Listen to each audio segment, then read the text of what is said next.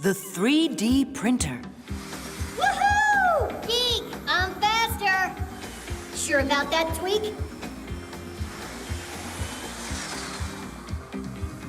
Hey, how did you catch up? Tweak, we're twins, aren't we? Now we can go to school like all the other Fixies. All right, let's give this a look. So we just hit That this must be button. Professor and then Eugenius. it's, Uh-huh. And what do you think he's doing? There's your copy, colleague. It's hard to tell us apart. I am sure your class will love it. They're gonna love meeting their new classmates. Simka and Nolik and I haven't told anybody about them yet. A surprise? That's exciting. Only, shh, it's a secret, so keep it quiet. Did you hear what he called us? Yep. So let's make it a real surprise.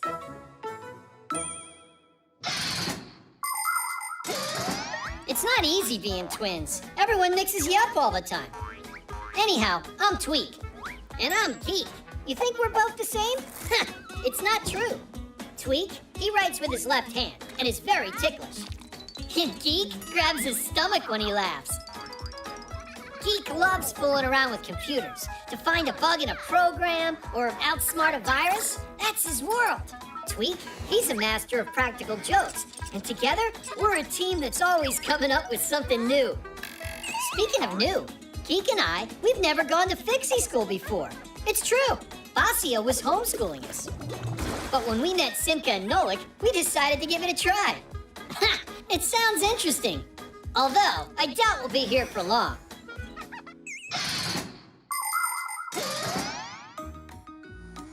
Hey, where is everybody? Verida's on her way. Simka and Nolik aren't coming today. Hello, everybody. Oh. Hi there. I'm Fire. Are you a new student? Oh boy, he's so scruffy. I'm Tweak. I'm new here. Your school looks all right. This Fixie school actually ranks at the very top. I'd be happy to show you around here. I'm Tula. Whoa, what is that? Are you telling us that you've never seen a manipulator? I've seen one now. How'd you get up there so quickly? Where? On the manipulator, wasn't it you? Ha! Me? You're joking. We saw you up there. Ah, maybe it's my copy you're talking about. What do you mean, copy? That one, you see? It's walking over there by the jars. Those are called beakers. Beep, beep, beep. Huh? Sure, whatever. Oh, look, another one. Meep, meep, meep, meep, meep, meep, meep. And another, look. Meep. That's unbelievable. How do you make them, Tweak? With one of these things, right here. With a 3D printer? That's just impossible. With the 3D printer, you can print just about any three-dimensional object. The first step is creating a computer model of the object and then loading the printing materials into the printer. Then the device figures out the rest by itself and starts, layer by layer, printing the object. With these kinds of printers, it's possible to print toys or parts needed to fix an engine or even prosthetics. But making living creatures like people or Fixies with a 3D printer is impossible. I see, you're a smarty. I'm Digit. Well, I know something that you don't. Wait a sec, I'll show you.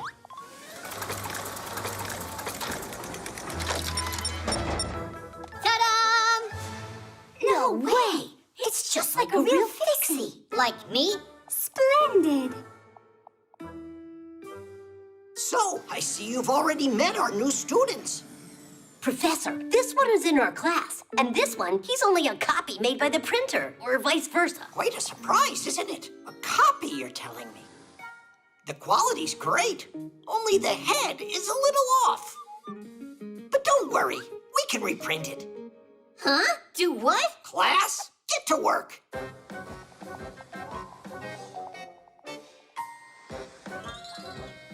Hey! Stop! It was a joke! That's not a copy! It's my brother! I'm Geek, and he's Tweak. Twin brothers for real? Splendid. And we were about to shove you in there. I told you that this was impossible. It's time for class. Is everyone here? Not quite yet.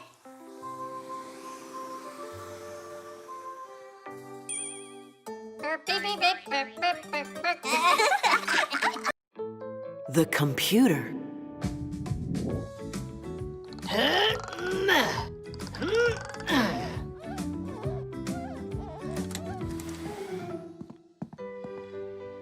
They deliver things so quickly now.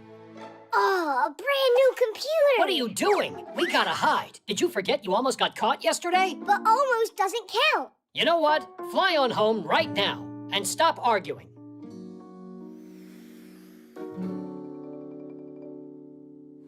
Here goes. A computer consists of a monitor, a keyboard, a mouse, and some kind of case like this that holds the CPU, which some people call the computer's brain. Portable computers are called laptops. They have all these parts inside of them, even a camera. Unlike a desktop computer, a laptop can run when it's plugged in and from a battery. And don't forget smartphones. They're computers too. They can do so many things and can fit right in your pocket.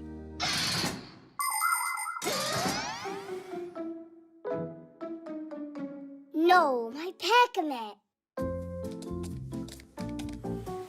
I left my Pac-A-Mat here. Papoose, where are you? Uh-huh, I see. You're in my computer now. He's what? I need all of these programs installed, and an antivirus too. Can you do that? That's excellent. Let's fixalate to make it great. Let's fixalate? It's what my son says. It makes me laugh. Papoose is in the computer? You said you don't need me for now? All right, I won't bother you then.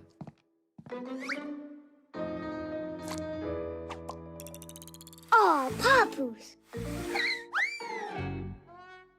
Nolik, how come you're still here? And how come you were talking with Tom Thomas's dad? I what? Fixies don't interact with humans. Besides, I was here the whole time. Then who's in the computer? Marcia! I haven't seen her all day today. We gotta get her out of there. Uh-huh, let me look. Let's save it in here. I don't believe my eyes. Hey, what's up? Marcia? Yeah? And what's going on here? Were you just talking to him? What was I thinking? Simka! She's inside the computer. She's talking to Tom Thomas's dad. Don't say that. Come see for yourself. That girl's getting grounded. What girl? Simka, you're here. Well, yeah. Is, something wrong? There's one of us stuck in that computer and they can't get out. Look! But we're all here with you. Where is Grandpoos at? You're right. It's Grandpoos in there. That's who. Tom Thomas's dad caught him, locked him inside of there, and made him his slave. Oh. Are you certain? Quite. Grandpoos has to be rescued. Follow me. Grandpoos! What happened here? We thought they captured you and put you in that laptop. But I'm here. What are you talking about? Yes, Nolik. We don't understand what this is all about either. I just figured it out. It's not a Fixie in there. It's a remote technician. Oh, did we get fooled? Ugh. A remote technician? If you've got a broken computer, it needs to be taken to a repair shop. But if you need help downloading an update, removing a virus, or figuring out some other problem, it can be more convenient to talk to an expert that works remotely, which means from another location. The technician can help you no matter how far away you are. All that you need is a solid internet connection. Now the expert can control your computer and do whatever's needed, as if he's sitting right in front of it. For instance, he can make the computer run smoother or get a program working properly.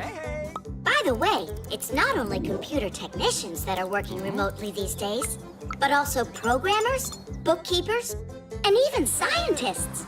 It really is cool, isn't it?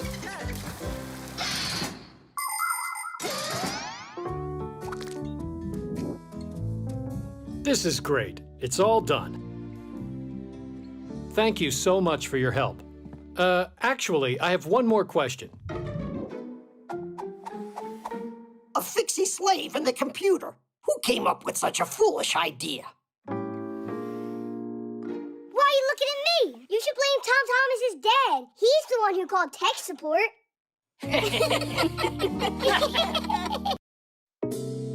The photo editor. Good. Now turn. Give me a smile.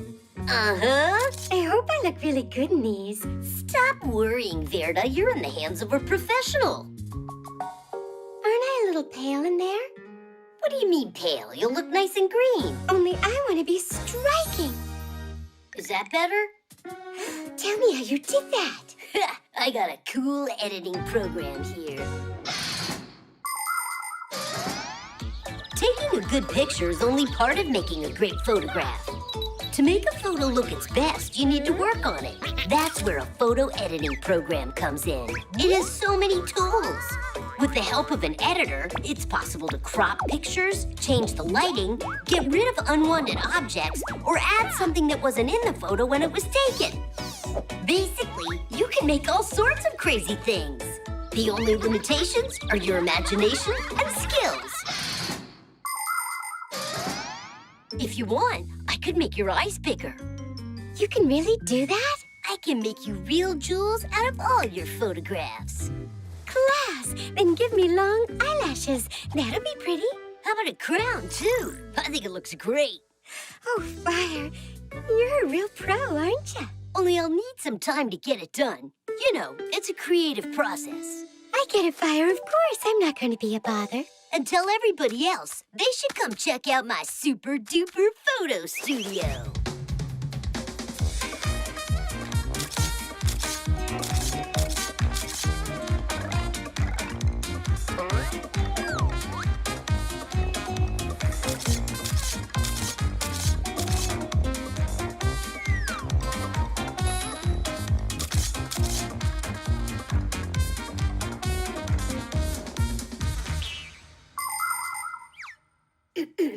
When will the photos be done? Patience. You'll see them as soon as they're ready. Now don't disrupt my creativity. Now that's a professional artist. Well, maybe I should make them even bigger. Is that enough? No, the bigger the better. Now they'll finally say what a talent I am. No word from Fire? Not yet. Having to create is hard. Hey, you want to bet that my photograph will be the coolest? What makes you think that? Because that's what friends do. But I'm the one who discovered his talent. What a braggart. Oh, our photos are ready. Come on, let us see, let us see. What? That's not me. A royal clown. How about me? Let me see what my picture looks like. Are those supposed to be my muscles? Let me look at that. Oh, who is that tadpole? Is he making fun of us? Well, cool, right? So what? You think that I look like a clown? And what am I? Macaroni or what? And do those really look like arms to you on there? And my body doesn't look like that. Come on, you gotta be kidding me, guys. I did just what you asked. But you made us look terrible. No, I didn't. I'm an artist, and that's how I see you. You know what, Mr. Artist? Don't do what you don't know how. Turn them back to what they were before. At least we'll look like us in there. I should even take off the crown? If that's what you want. You're so boring.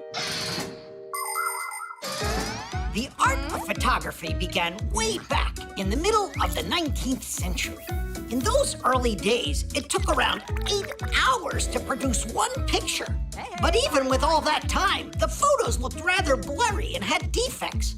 Photographic artists would touch up the photographs with paint in order to conceal the spots and scratches. Some of these artists even developed techniques where they scraped off parts of the photos and then painted whatever they wanted on top of them. Nature, outlandish animals, and all sorts of fantastic things. It was very difficult work. When digital photography was invented, it became much easier to fix a picture. Just load a photo into a photo editor and edit away. Now the challenge is trying not to go overboard. You want it, you got it.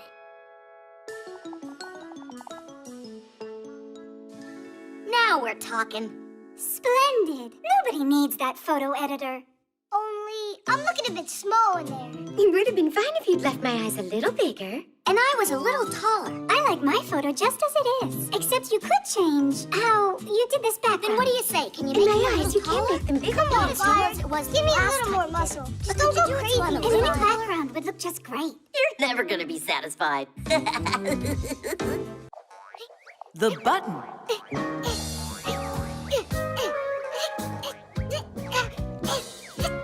So what do you think? Did Tom Thomas do all right on his test? Of course he did. Katya was there. What's it got to do with Katya? Hey, Fixies. How's it going? Great, and how was your test? Easy peasy. If it wasn't for me checking your answers, I would have managed myself. You can't even manage to say thanks. Oh, what's the big deal? You helped me once. And yesterday, who found that mistake on your spelling test? I just didn't have time to check it. And when you forgot your phone back at gym class, who brought it to you? And who tells you what homework we have all the time? I could have done all that stuff by myself. I didn't ask you to. Huh, without me around? I bet you couldn't even sew this button on.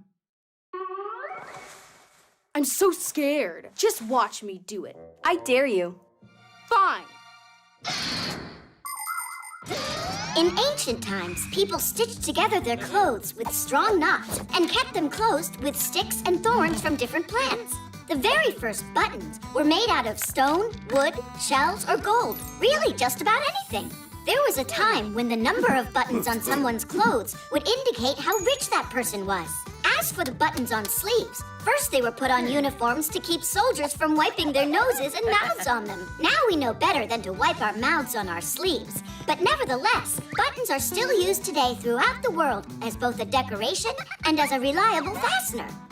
Sewing on a button isn't very difficult, but it's very important to be careful and work properly with a needle so you don't hurt yourself.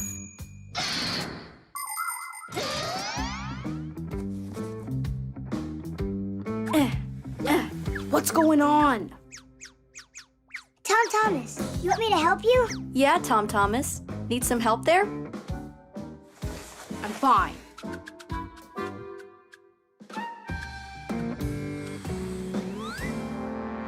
Tadish! You're practically finished, except for sewing the button on. You don't know how to do that. What's there to know, Nolik? Stop! How about you try practicing first on this? Be careful, that needle is sharp. Don't distract me. Ow! That's what happens when you forget to follow the safety rules. Here's the thimble. Know how it works? I can figure it out.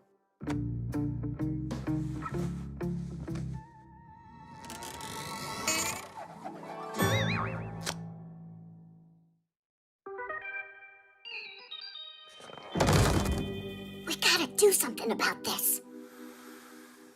Oh, Katya, one of the buttons on your backpack. Look, it fell off, see? It's just awful. Tom Thomas, do you have another needle?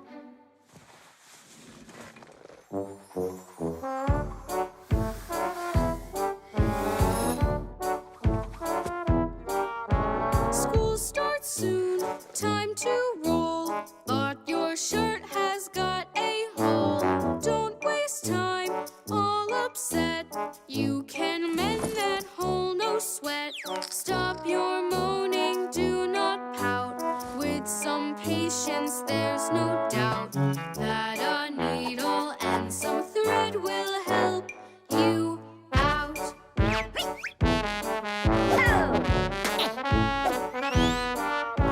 Brand new coat, warm and soft, but a button just popped off. Don't waste time, all upset.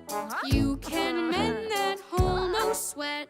Stop your moaning, do not pout. With some patience, there's no doubt that a needle and some thread will help you out.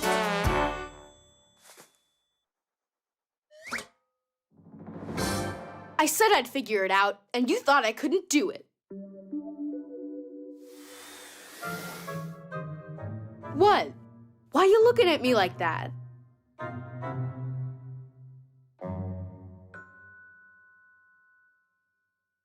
Oh, yeah.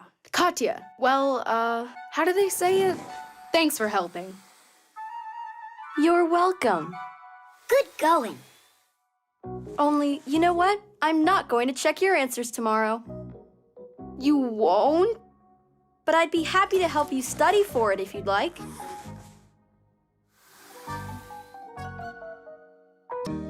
The voice assistant.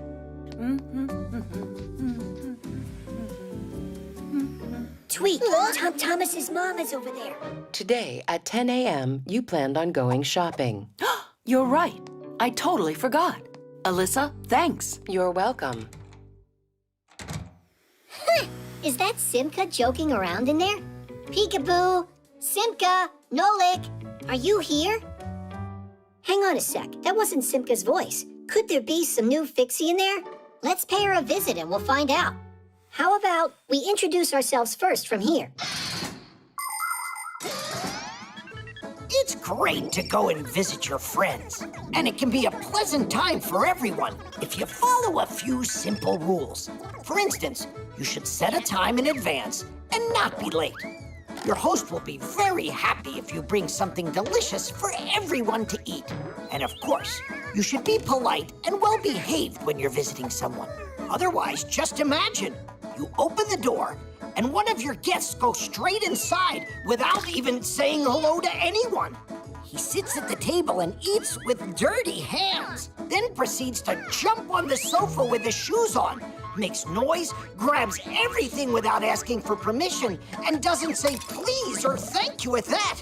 Would you be happy with a guest like that? I don't think so. Her name was, Alysa. Is that it? Alysa! Alysa, hi there. Hello. Oh, wow, we've made contact. Are you a Fixie? It's possible. Do I look like one? We haven't seen you yet. Come on out. I'm fine in here. She's a strange Fixie. She'll talk to humans and won't come out and play with us. Alysa, we've got pack-a-mats out here. Come on out and we'll show you. I'm not in the mood. What? You're kidding me, right? Then how about racing on Fixie boards? Maybe some other time. Oh, Alysa, do you like cartoons? I do. Yeah, we'll definitely get her out this time. What kind do you like? I just don't get her. Fine, we'll pick one ourselves. Turn on a cartoon about cowboys. One moment, please. Now you're in the TV? How's that possible? Hey, say something, will you? I wonder if she ran back over there. Hey, are you in here? She could have gone in the remote. Enough of the hide and seek, Alysa. Come on out. I have a headache and I'm very tired. How are you doing that? She's just punking us, I think. Stay right here. If you see her, catch her. Alysa, come out of there right now. In your dreams. Are you mocking us, Alysa? You've got nerve. Well, I've had enough, but how can we go in uninvited?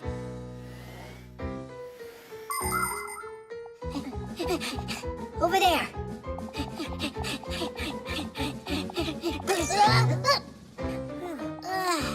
She got away.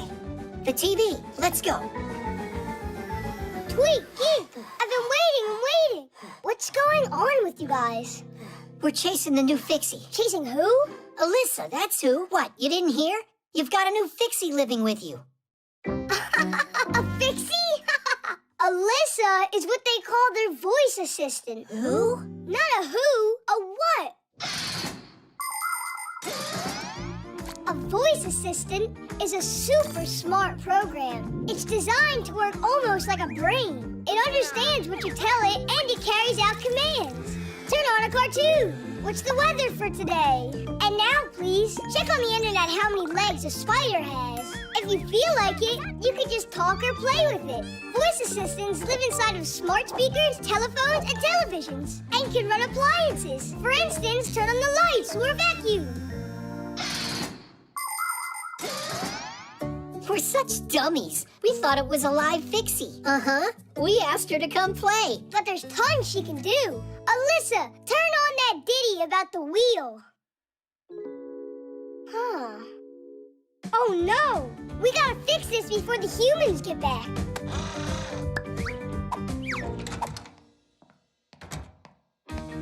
Alysa, hi there. I need a good waffle recipe. Guys, faster! Alysa. I don't know, 'cause electricity is my only food. Stop! What? Alysa, I need a recipe.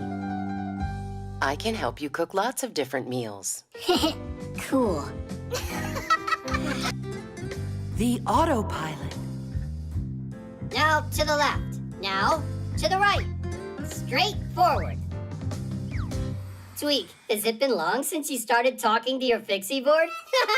What's so funny? I'm trying to set up Autopilot on my board. Then I can fly without steering. I'll tell it where to turn, and it'll do it. You don't have to tell the board where to turn when you have Autopilot.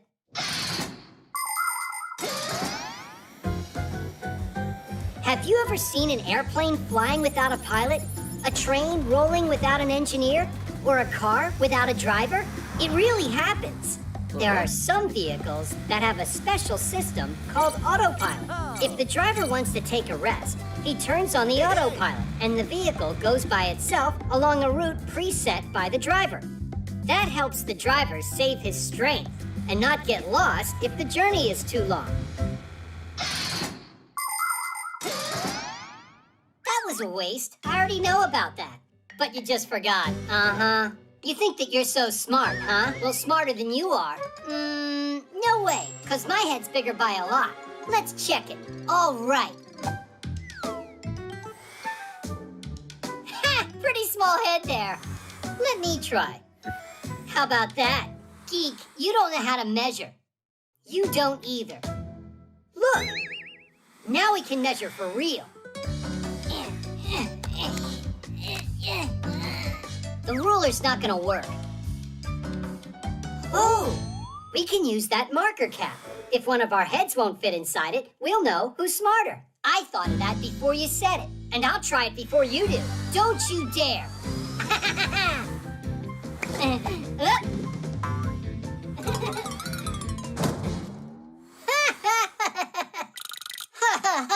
Now it's your turn.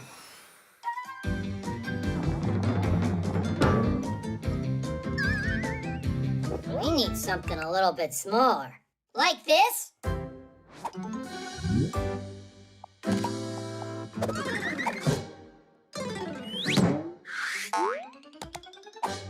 My head's too big for this, but it'll be just huge on you. Come on, pull it down. There's tons of room in there. There's no way my head can get inside this thing. Ha ha! I'm the winner! No, it's not fair. You have to try again. Quit acting so silly. You know you lost big time, Geek. I'm not acting. I can't get this off. Help me out. I can try to twist it. No thanks. Any more bad ideas? Get a saw and cut it off. Is that really all that big head of yours can come up with? We should run and get help from Basia. Just brilliant. How am I supposed to run? Fine. If you don't like any of my ideas, you think of some. Fine. Here's one. I'll just get there by using my memory. It'll be like going on autopilot. No, not that way. It looks like your autopilot's a bit broken. Well then, you'll have to be my autopilot. Onward! Many machines today have become quite automatic and quite independent. And I'm not just talking about airplanes with autopilots. At factories and stores, robots have been working alongside people for many years. The most advanced space vehicles travel through space all by themselves and explore other planets. There are some robots that can draw. write poetry, and even learn to play a musical instrument. Does that mean that soon smart machines are going to replace people everywhere?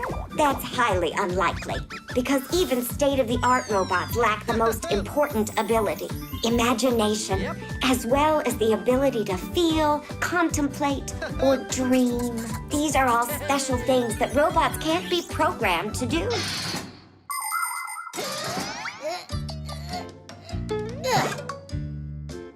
Come on, just a little further. I never thought that being an autopilot would be so hard. And where is Basia? I'm here. Geek, what did you put that thing on your head for? We wanted to prove which one of us is smarter, and I won. By getting him to shove his head in there. So smart. Really smart.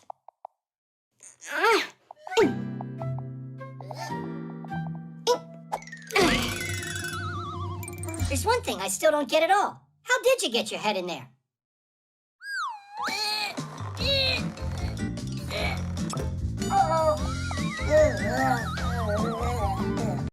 The hook. Woohoo! Simka, look out! Geek, why did you hook the Fixie boards together? Because it's fun to fly in a train. Anyhow, I'm Tweak. Geek's over there. Hello. You really must learn the proper way to use things. You agree?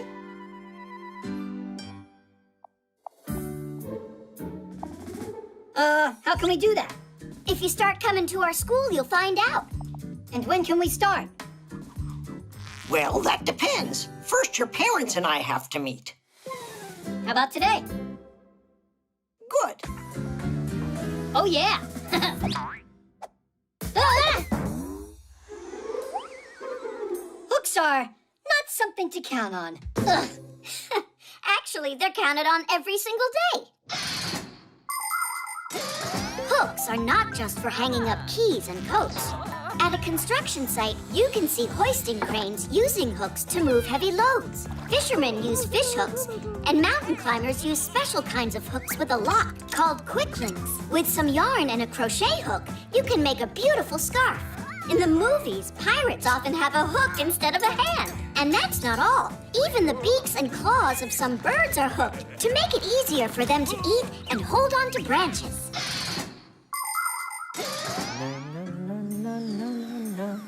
Irons, phones, and toasters, MP3s and TV screens.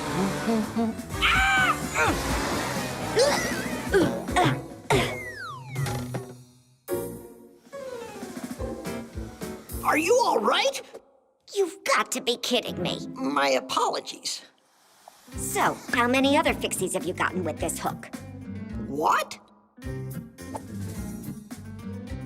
That isn't mine. Looking at you, one would think you're a respectable Fixie. Oh, really? Well, someone your age shouldn't be a daredevil in the air. So you're saying I'm old, is that it? Yeah, not exactly. That's enough, mister.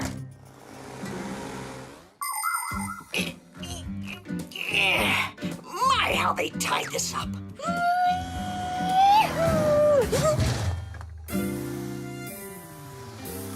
Wait a second, you again? It's you? How did you end up in here? It looks like I missed a turn. Actually, where am I? Well, you're in a laboratory. Let me guess what you're doing here. You happen to work here, right? You're quite observant. At least one of us is. Don't you see I need help? I could get you out if I used the hook, but I'm pretty sure you'd rather I didn't. Just do it.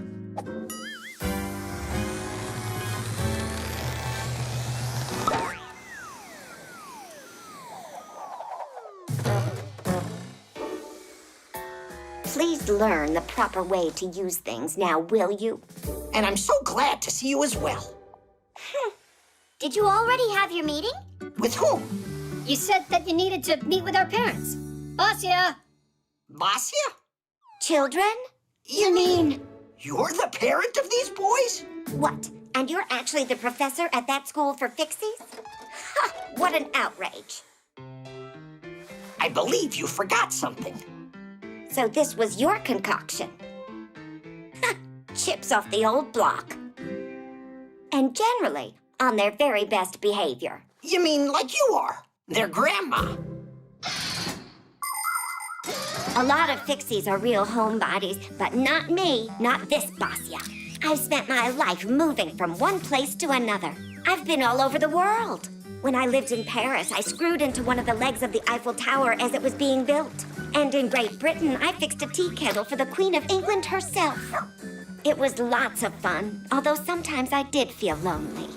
But then everything changed the day I found a pair of gears at a dump. They were a little rusty, but quite nice, and a totally matching pair. I cleaned them and put them into a mechanical clock, and then kaboom! They turned into Geek and Tweak. Now we live all together as a happy family in a human apartment. But we might not stay for long, because we're always on the lookout for our next adventure. It looks like Grandpa's hooked you in with that hook now, didn't he? Yeah, quite literally. I hope you'll remember that it was I who saved you with this thing. It was funny. I was thinking to myself, who's this mean old man that's dragging me? And with all that yelling of yours, I thought I'd go deaf. And what about Fixieschool? Can we start going there? Why not? There must be a thing or two you could learn from the professor. But please, without the jokes, okay? We can't guarantee that, but we'll give it our best. Titties! The roller coaster.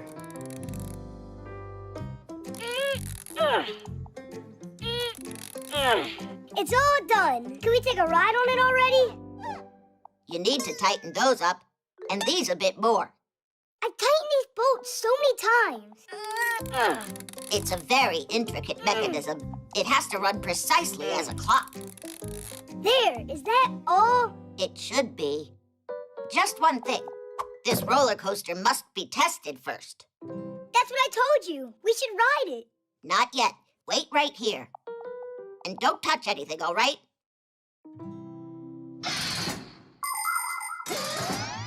Anybody can have fun on simple rides like swings, carousels, and sliding boards. The kind you find in just about every playground. But for real excitement, nothing beats the huge rides at amusement parks that can lift you up at high speed, twirl you around and around, or even send you upside down. Before any of these rides are open to the public, they go through a long and thorough inspection, with the first passengers being heavy bags or mannequins. Oh, whoa! Looks like we came to the right place. Is this your roller coaster? Mine and Digit's. Hey, Digit said not to turn it on. We still have to test out this ride. So, test it on us. Without Digit? Ugh, enough already with Digit. You scared to start it yourself? Me? Well, yeah. Why's Digit allowed and you're not? Yeah, why not? I know how to use these buttons too. Are you ready?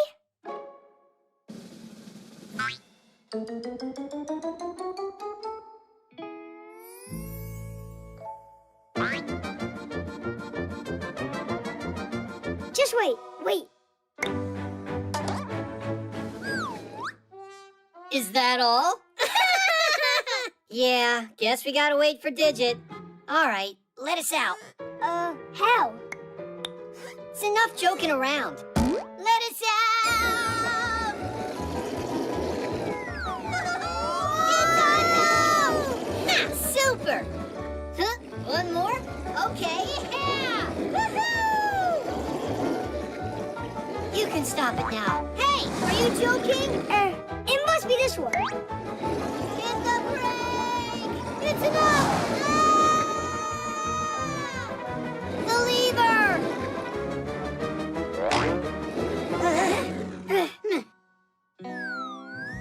How long we gotta hang here? I thought you said you knew how to work this thing. I didn't think it was so hard. No! Don't touch anything. That's enough testing for now. We'd rather hang. When's Digit gonna finally get back here? Nolik, didn't I tell you not to touch it? I don't even want to imagine what would have happened if they fell down from there.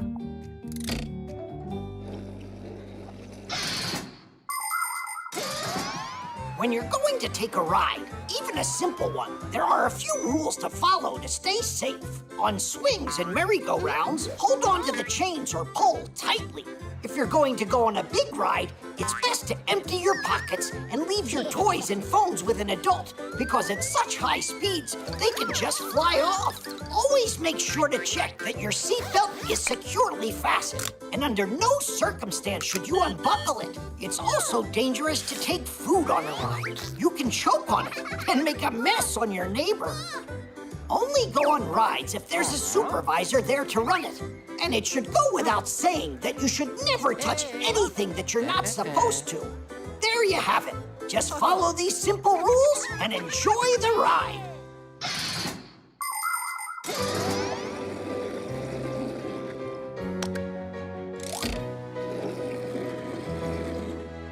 The roller coaster is now open for rides. Yeah? All right. And can I go on? What if 54 tests aren't enough? I think the only one thing that hasn't been tested yet are the nerves of our inventor. And I know just how to test them. Hey! Got him. Are you sure about this?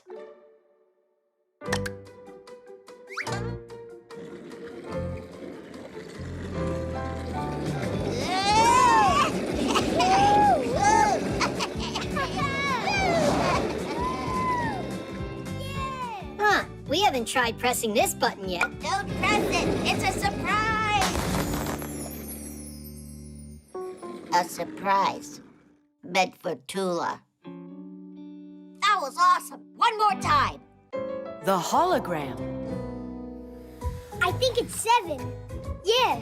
Oh, looks like I've got that number on my card. Ah, you're so lucky, Fire. I know, right? Whoa! Chusaka! Hey, Chusaka, no! Aw, and I was so close to winning. I'm so tired of Chusaka ruining our games. Well, you know, dogs like playing their own games. And what? She has to play right here? Help me out. We'll put these back where they were before. Uh-huh. And then she'll just come in and mess it all up again. We need a way to distract her somehow. So, we're gonna feed her, huh? Not quite. We'll make a piece of candy for her. It'll be a hologram here on the phone. Chusaka will be busy trying to figure out how to eat it the rest of the day. That's great. But a hologram, how does it work? A hologram is a three-dimensional image projected into the air. It looks like a real object from every side, only it's translucent. You can look at holograms in your own home. To do it, you need to make a pyramid out of clear plastic. Any clear plastic box will work. First, cut out the 4 sides and connect them. The next step is to look for a 3D hologram video on the internet. Start playing it and put your plastic piece on top of the phone. Pretty cool, isn't it? Class! It's like real candy! Chusaka! Get over here!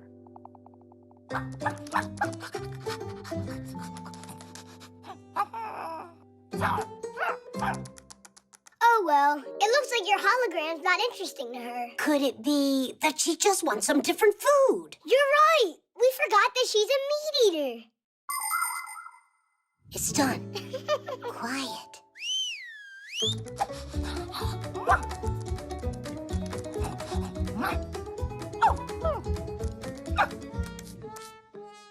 I don't get it. What's wrong with it now? Nolik, how dumb are we? We made her some meat, but it doesn't have any smell. Done. Let's hide.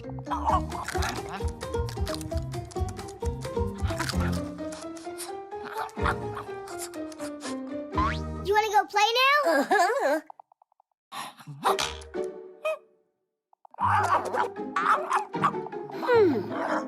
It wasn't the plan for the hologram to work like that. Fire, we gotta help her. Help her? How come? She's the one that did that to herself. Fire was just kidding. Tell her, Fire. I'm sure that you've seen how superheroes in the movies often use holograms. They might use them to call a partner or look at a map in 3D. But it isn't just in the movies. You can find this technology in real life today. With its help, scientists can make models of the human body that are easier to study than flat pictures. You can also find holograms in museums, both as items on display and as guides. There are teachers already giving holographic lectures, appearing to be right there in the hall. And in circuses, holographic images are being used to replace animals. Now, instead of elephants, dolphins, and lions, their three-dimensional copies perform. And it's great. They're no less exciting than watching live animals. And this way, the real animals can be free to roam in the wild. Chusaka, no! Come on, stop chasing us, Chusaka! Chusaka, stop it right now. What's going on? You sad little thing. Who did that to her? Chusaka, just hang in there. I'm gonna save you.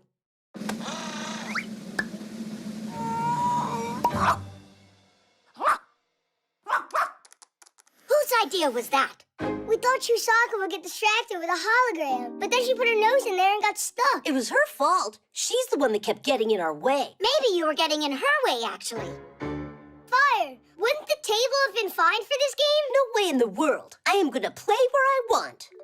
Come on, I'm sure we can work this out. So you Fixies are safe, and Chusaka has eaten. Well, let's see. 5! Bingo! Chusaka really loves that catapult game you came up with. And I love how she beat us in bingo. Just like always, best at everything. Maybe you didn't notice, Fire, but I saw you win a game today. What game was that? That scary one. That game of tag with Chusaka. 4. The bones. 5. 6. Geek, this way. 7. Hurry. 8. 9. Where should I hide? 10. All right. Ready or not? Oh! Tula, what happened? You're supposed to be hiding. Digit, there's, over there. There are bones in there. For real? Real bones? They're ancient fossils. Whoa. Wow. What kind of bones are these? A mammoth. A dinosaur. Let's put them together and find out. The first thing we need to do here, find out just how old these fossils are with a device to measure the bone's age. The professor and I were planning on testing all of these bones. How does that thing work? See for yourself. This bone's 1,000,000 years old. No joke? No joke. Oh, what's the picture on there? Just a decoration? Isn't that a radiation sign? Radiation? Isn't that stuff dangerous? In small doses, it's not dangerous at all. And if you're really interested, this kind of radiation's called ionizing. Ionizing radiation, or just radiation as it is more simply called, is a powerful force. Although it can be dangerous if handled improperly, when used safely, it can be very helpful. In airports, subway, and train stations, radiation is used to inspect luggage. If someone tries to sneak their pet cat through security in a suitcase, it'll be discovered right away. And that's not all. Radiation helps detect tiny cracks invisible to engineers in airplanes and rockets. Different kinds of foods are exposed to radiation to get rid of pests and harmful bacteria. And people examine paintings with radiation. If they get lucky, it's possible to discover old sketches and writings, or even find a second masterpiece hiding under the first one. Radiation gives off a greenish light. Is that true? It's important to remember that radiation doesn't have color and no smell at all. Why don't we go just check the bones already? Because I am not done yet. And so, I say we do it ourselves then.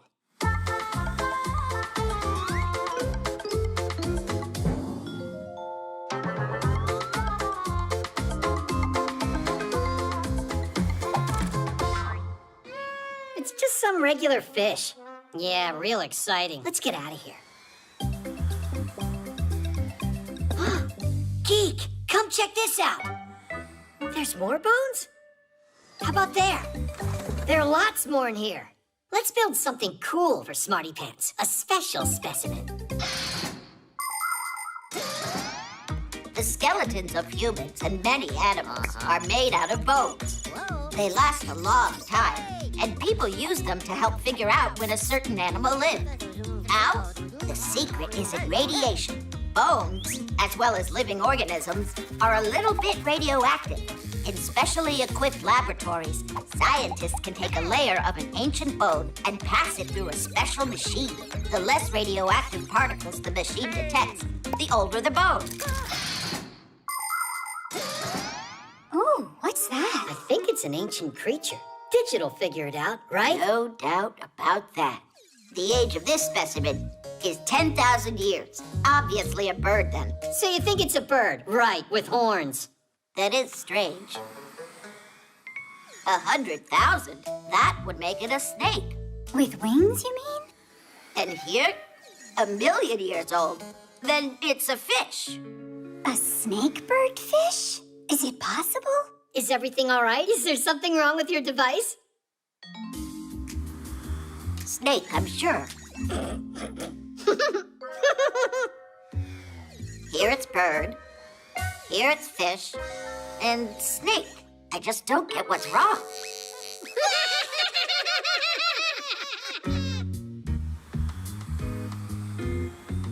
Digit, could there be 3 skeletons in there? What do you mean, 3? Look, there are more bones in these boxes, and they're labeled snake and bird. And here is ancient fish. You played a joke on me, huh? It's not funny at all.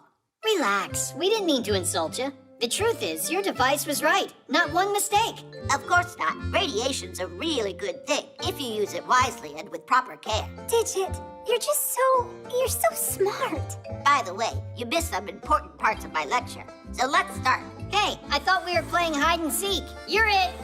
But, all right. Here I go. 1, 2... The secret code. Gotcha! You can't get me! Oh! Hey, watch where you're going. The newcomers. What you hauling? Nothing.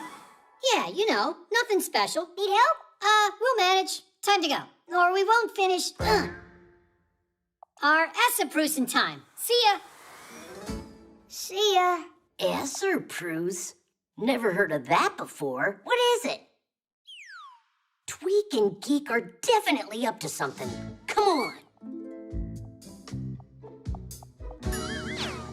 Hey, what's an Essaprusen? What language is it? Any idea?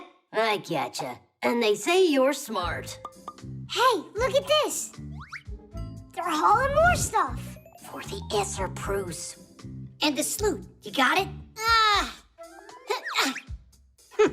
All right, Fixies, hold on to your hats. He said salute. Do you know that word? It's nothing good, I'm sure of that. I didn't like those newcomers from the very beginning. Am I the only one who doesn't know what's going on? There is the foul den of those evil boys. We've got to stop their wicked plan, or it's gonna be the end of us. How? I don't know. You got any ideas? I need some time to think. Now is not the time for thinking, it's time for action. I will scout it out. And I? And you, Nolik, will use this to keep an eye on them and tell me what they're doing. Esperus and Sloot. Esperus. I think I know what this is. A code. If a note written in a secret code falls into the hands of a stranger by mistake, she won't be able to read it. Because instead of having words that the reader can comprehend, the note is written with symbols for letters, or with letters in a mixed-up order. To crack the code, you need a key. Not a key for a lock, but the key that was used to create the code. If you have the key, you can use it to find out what the message says and send back a secret answer using the same code.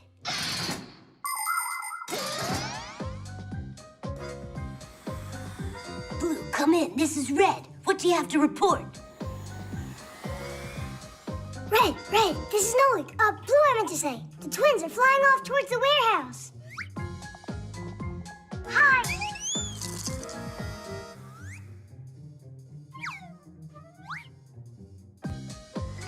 Look out!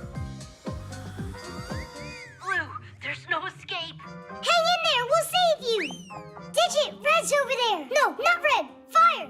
We've got to go save him. Ugh. It's the twins who need to be saved from fire. It's the what? They'll come in, we'll flip the switch, and it'll be Essa-proos for all of them. No way! Not on my watch! I won't let you do it! Fire! Stop! People have been using codes for centuries. The ancient Greeks wrote letters on leather strips that, when wrapped around a cylinder, would make the secret word appear in a row. They also sent coded messages using a disc with holes and letters. The message was spelled out by threading a string through the holes of each letter in order. The message was decoded by pulling the thread out and writing down the letter the string came out of. In Italy, people created a code using pages filled with letters. When a key with spaces cut out was placed over the coded page, the message would appear in the openings. Today, computers use numbers for encoding information. It takes a chain of numbers this long to code the word Tadish. The science that studies the history and techniques of secret codes is called cryptology.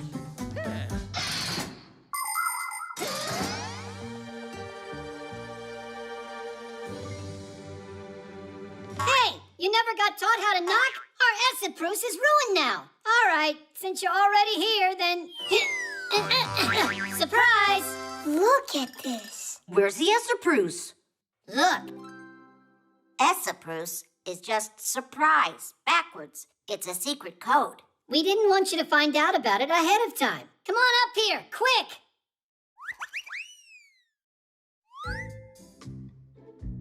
It's a trap, I'm telling you. Somewhere up here is where they're hiding that salute. Try to say that same word backwards. Wait, is it tools? It means tools? That was another code word like surprise? Then Tadish would be what? Should it? Awesome! Should it? Should it?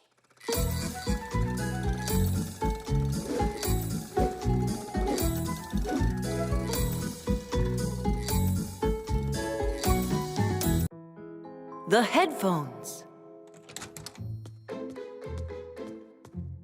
Hi there, Tom Thomas. Bye there. You're not a friend of mine anymore.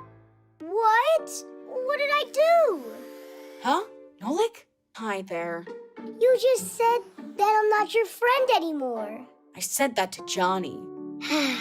I asked him to help me on my spelling test, to give me the answers through my headphones, but he said I just need to study. Wow, your new headphones. They're cool. Simka would love these. Hey, Nolik, do you think that you could help me out here? Of course I'll help you out.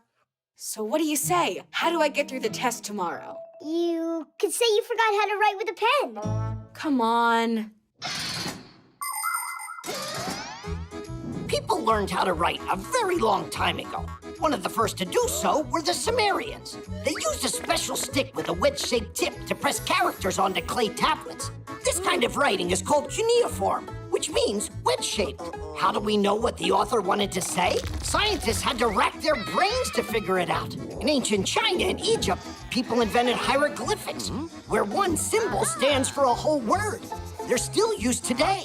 And of course, we can hardly imagine our world without the alphabet. Each symbol is called a letter, and these letters can be used to form words. There are a few dozen alphabets in the world and more than 7,000 languages. Although I think these days, instead of typing letters, people prefer to type emojis. How am I gonna pass? There's no time to learn all this. That's a shame. Sorry, but I don't know how to help. Hey, Nolik, I got it. You can read me the answers. Can I?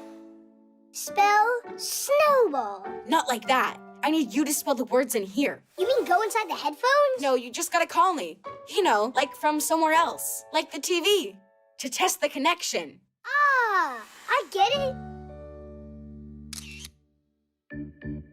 Let's go? Yeah. Great. Cucumber, basketball, artichoke. Hey, stop. You gotta go slower. Absolutely. What absolutely? Will you tell me the next word? That's what I'm trying to do. Absolutely. Then tell me it, Nolik. Absolutely. Ah, with an O or an A? Where? Give me another word. Crook. Crook? Rook with a B. Is it possible to speak clear and louder? Excavator. Don't yell. Someone will hear you. You're the one who said loudly, excavator. Escalator? Vader. Like Darth Vader? You said escalator. Not escalator, it's excavator.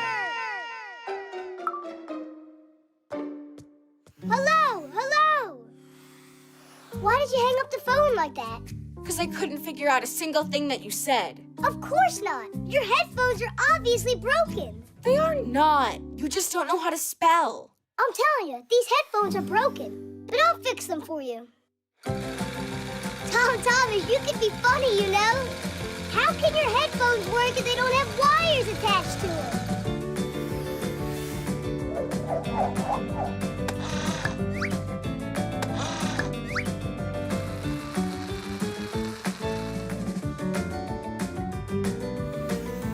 Here you go. Now I'm sure that you'll hear me. What were you thinking? These headphones are wireless. What are they? Wireless headphones get connected to a device via Bluetooth. This is the symbol for it. Click, and the gadgets each start sending radio waves so they can recognize each other. Contact made. Play your favorite music from your phone or tablet, and the sound will be heard in the headphones. After using them, the headphones need to be recharged inside their case that works as a battery. And if the headphones are big, they'll need to get plugged into an outlet to get charged. Class. Thanks for nothing. Some friend you are. I was just trying to help you out here. School sent a message. The spelling test got rescheduled. Hooray! Hooray! I'll fix your headphones. Now you have plenty of time to study for your test. Uh-huh. I can start tomorrow. Hello, Johnny. Want to come over and play?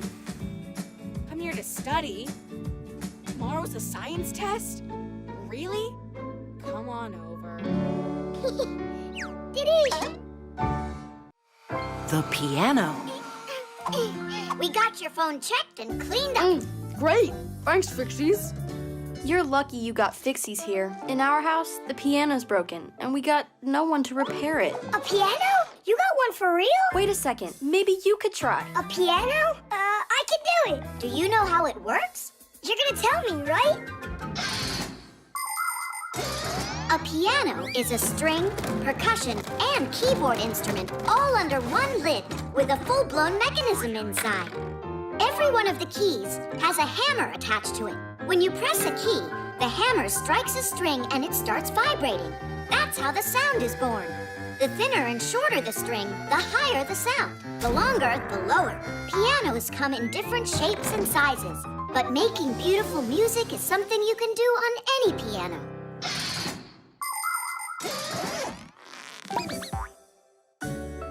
Your room is beautiful. So, where's the piano in here? You're standing on it, Nolik. Really? I thought it would be huge. And where are those little hammers? There are no hammers. It's electric. There's no sound either. I'll go in and check. Oh, now I see what's broken. We have contact. Tidish! Tidish. What? Ah, I didn't tighten it up. Sure enough. What a scatterbrain. Yoo-hoo! Who are you? Who are you? This is my home. I want to know what you're doing inside here. Tightening the screw. Who asked you to do that? Katya. That human girl that lives here? Right, very funny. I'm friends with that human. Hey, let go of that. No way in the world. Hey, are you all right there? Did you bang yourself hard? Yeah, so hard I'm seeing double. What's your name, dude? Nolik. Sure it's not Speck? I'm joking. I'm Tweak. And that's my brother, Geek. Him and I are twins. You know what that is? Do you know how Geek and I became twins? There once was a very hard-working inventor who needed to make 2 identical gears with very thin edges. He worked day and night, carving, grinding, and polishing those parts, putting his heart and soul into it until those 2 gears looked identical. And as you already know, when a piece of soul goes into making something, a fixie appears. And in this case, there was enough soul for 2 of us. But our lives changed when the inventor died. We got picked up together with his other things and dropped off at the dump. Without any work to do to stay charged, we just zonked out. If it weren't for a chance meeting, we would have perished. Hey, Tweak, don't tell them everything at once. We got time. Is that human really your friend? Uh-huh. But Fixies aren't supposed to mix with humans. Well, Fixies aren't supposed to break things either. But it's just because that human girl is... Katya! Katya. How do you put it? The piano's not her thing. Nolik! That's for you? Yep. You got the guts to introduce us to her? I thought Fixies aren't supposed to mix with humans. But you're friends with Katya. That means she's a human you can trust. First comes the piano. Well, we warned you, Nolik. Are you all done? Turn it on! Oh no, here we go again. They take care of our machines. Irons, rods, and toasters. 3s and TV screens. Katya, Even stop! How come? You don't like it? That's not it. It's good. And a really good song. And super loud. Only you don't want to scare all the Fixies off, do you? Scare what Fixies off? This is Tweak, and this is Geek. Not quite. My name's Tweak, and mine's Geek. Ah! We've got Fixies living here.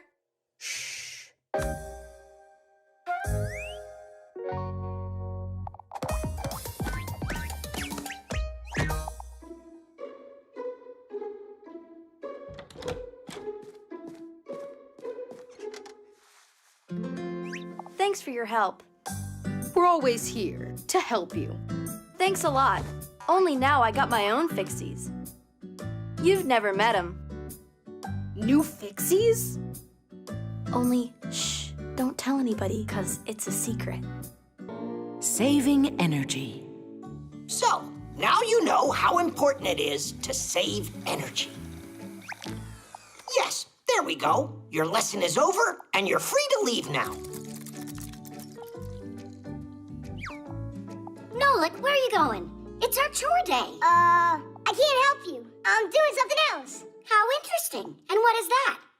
I gotta save a bunch of energy. Oh. Save what? Did you forget what Grandpa's told us? Modern appliances are designed to save energy. All of today's tablets, notebooks, and phones are equipped with a special power-saving mode that lowers the brightness of the screen so the programs don't consume the electrical charge too quickly, and the device can run longer. Appliances like TVs and microwaves should be turned off when they're not being used. And of course, every time you leave the room, remember to turn off the lights. I don't know about you, but I think Nolik is just being lazy. He doesn't care at all about saving energy. Hey, I think I've got a good idea. Let's try it. An energy-conserving, fuel-efficient Fixie. That sounds really cool. So, can I leave now? No. You gotta stay. You lose all of your energy along the way. All right, I can stay with you and watch you do all the chores together.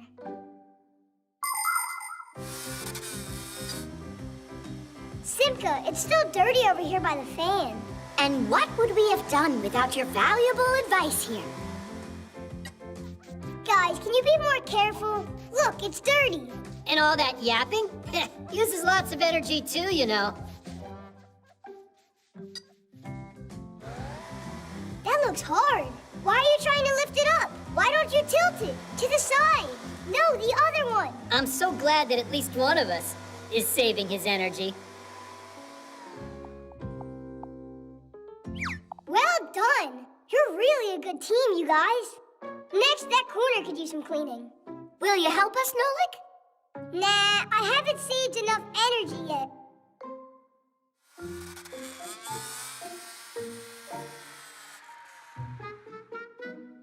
Hey, where did you disappear to, huh? Guys, who's gonna take care of the chores? Simka! Pass the ball! Lousy shot. My turn. Hey, what are you doing? I thought that... No, Nolik, you need to rest. If saving energy is your aim, then you mustn't play a game. Oh. Some appliances consume too much energy, while others work really well. They can do the same amount of work with less electricity. Today, new appliances come with a special sticker that has colored bars on it.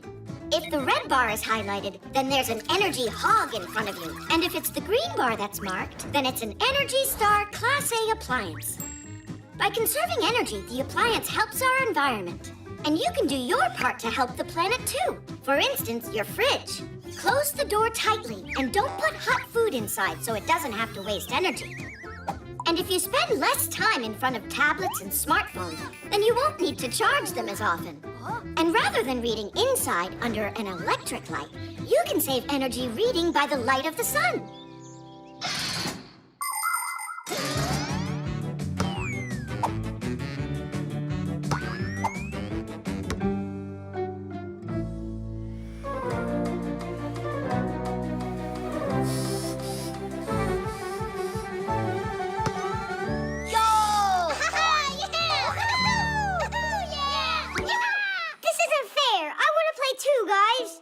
Play? What about conserving energy?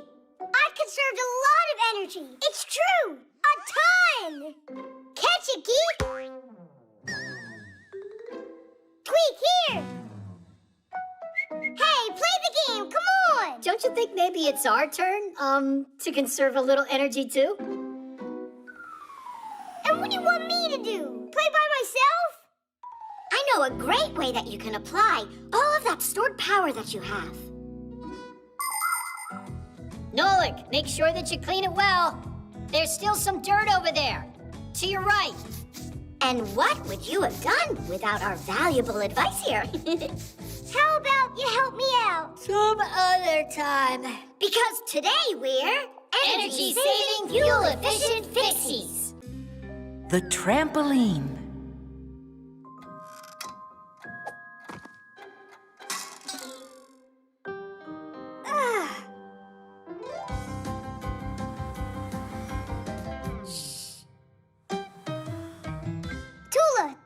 Simka is?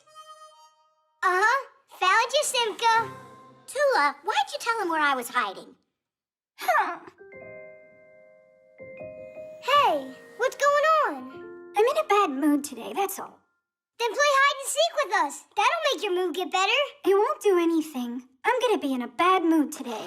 That's what my horoscope tells me. What? That's a joke, right? Fixies don't believe in all that nonsense. Some people believe that the stars and planets have control over what happens in our lives. If you slip on a banana peel, it's Jupiter's fault. If you win a competition, say thank you to Mars. People even make up horoscopes or predictions to try and figure out who's going to be lucky on a given day and who's not. Of course, it would be nice to know what the future holds beforehand. But to this day, scientists have still not found any evidence that horoscopes can actually predict the future. Obviously, some predictions can happen coincidentally, but we shouldn't count on those predictions coming true. Everything is in your own hands. It feels much better to know that your success comes as the result of your hard work, and not because of the turn of some planet. But I really am having a terrible day today. That means the horoscopes aren't nonsense. I say we check and find out. 5, 4, 3, 2, 1. Music's great for lifting your spirits. Now without this little part, everything just falls apart. If you think a screw is knocking, take it out, but just beware. Everything will break without a... Nolik, do you have that huge brush? For what? So we can tickle Tula. Hey, what's that for? Tula. Hey, where are you going? Wait, I'm gonna cheer you up.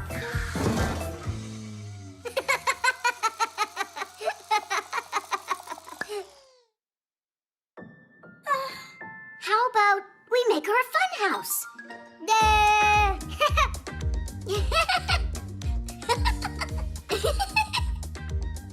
Whoa! Oh, this really isn't funny at all? Oh, here's something we gotta try with Tula. Research by scientists has proven that your mood can improve by jumping on a trampoline. It's not too hard to build a trampoline. Springs are attached to a metal frame on one side and a durable fabric on the other. Some trampolines are like big balloons that are inflated with an air pump, and they can look like a ship or a castle or even a mountain. It's fun to jump high on a trampoline, but safety rules always come first. Otherwise, you can easily fall or strain a muscle. It's better just to jump for fun and let the acrobats perform their complicated trampoline feats. We don't have a trampoline, do we? Wait, I got an idea. Stay here. I'll be right back. Hang on, I want to go with you.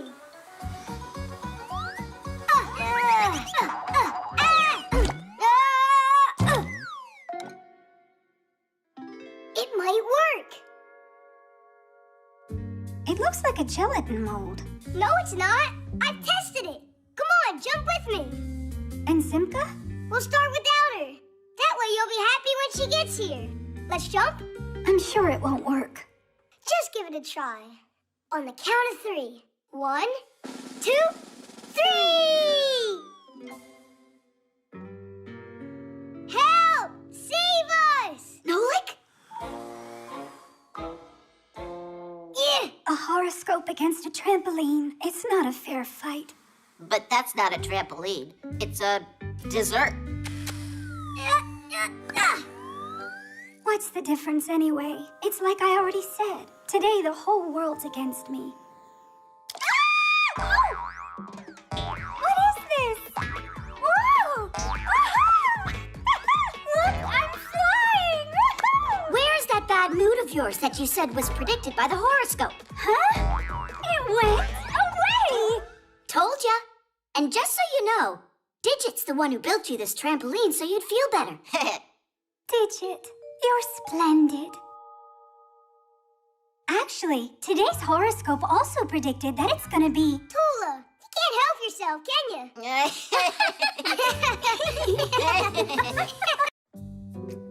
The sneakers.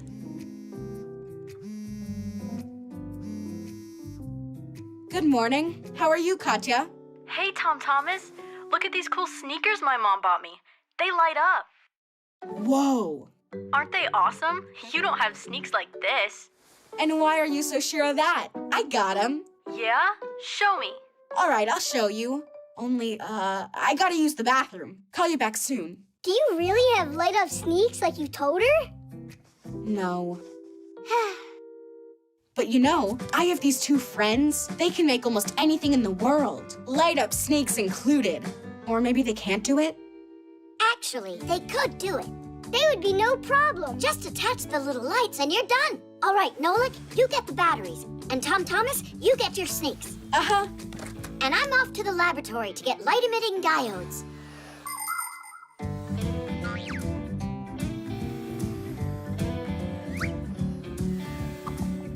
Oh, wow. The soles on these are cool. Your soles are just like that. Really? The soles of sneakers are made out of a special material that is very springy, or scientifically speaking, shock absorbing. That's why if you walk in sneaks for a long time, or run or jump, your back and legs won't get tired.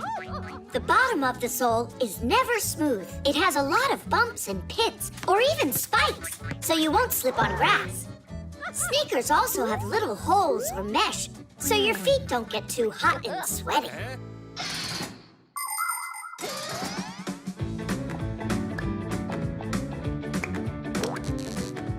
Dish! Call Katya. So, where are your sneakers? Show me. Here. Whoa! And my lights are so much brighter. But I can turn mine on with a remote. Watch this. They're on. Up. They're off. Ha! Mine turn on and off when I jump. I don't believe you.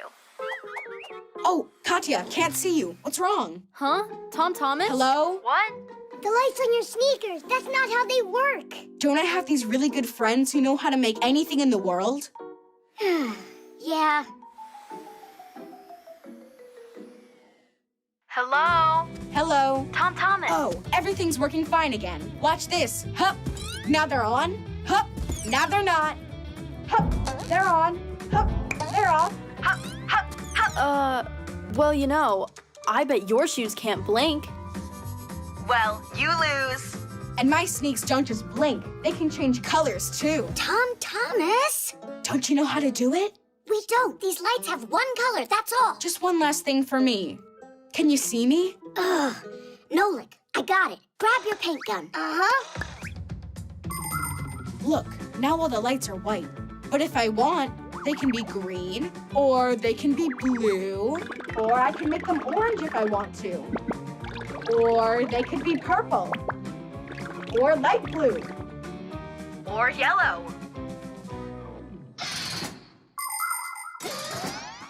Do you know why little light-emitting diodes are able to burn so brightly? The secret to this wonderful invention is a special multi-layered chip located inside the diode that conducts electricity. These chips are made from thin, round wafers that get many layers added to them. The wafers are then cut into thousands of tiny square pieces, the chips. These chips have atoms with electrons that travel around the nucleus.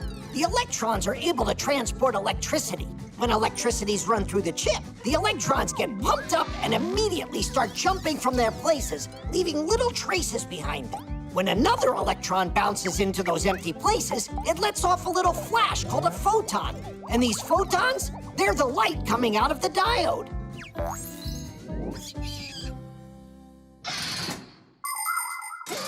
There you go. My sneaks are cooler than your sneaks. And you know what else they have? Little wheels. Yours have wheels on them? What wheels are you talking about? Simka? Oh. Well, I have these really good friends that know how. They're really good friends. You know what?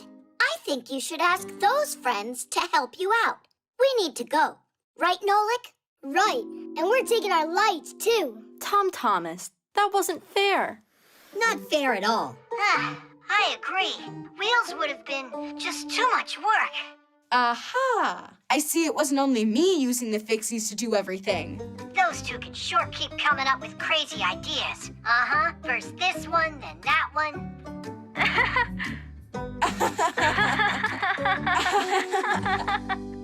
The present.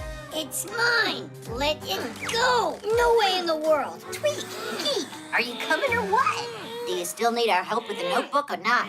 We can't do it now. What's gotten into you?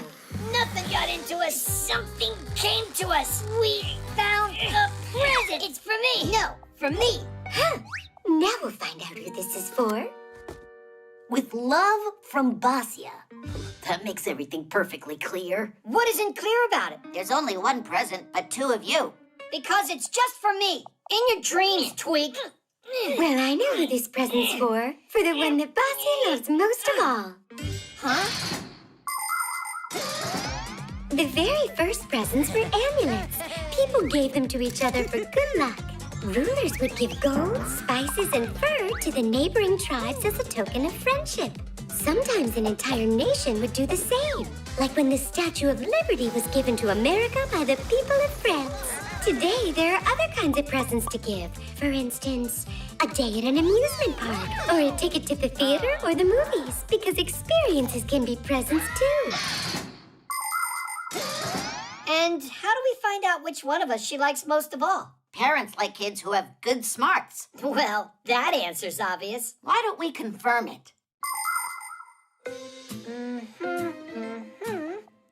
115. Oh, I got the same answer you did. So who's smarter? Neither of you. You're both wrong. But that's my answer too. Don't you remember? You can't divide by 0. Digit, you're so boring. Parents like strong kids, athletic.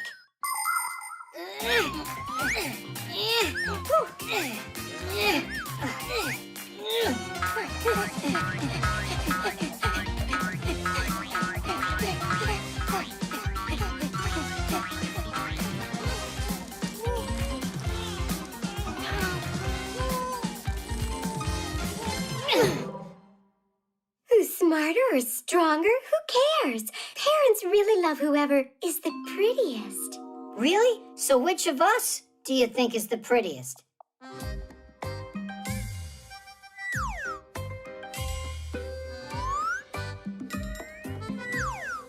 Verda, stop stalling. What, you think it's so easy? You're identical. That's all. I have had enough. I'm the one that found it, so this present's for me. What? There's no way.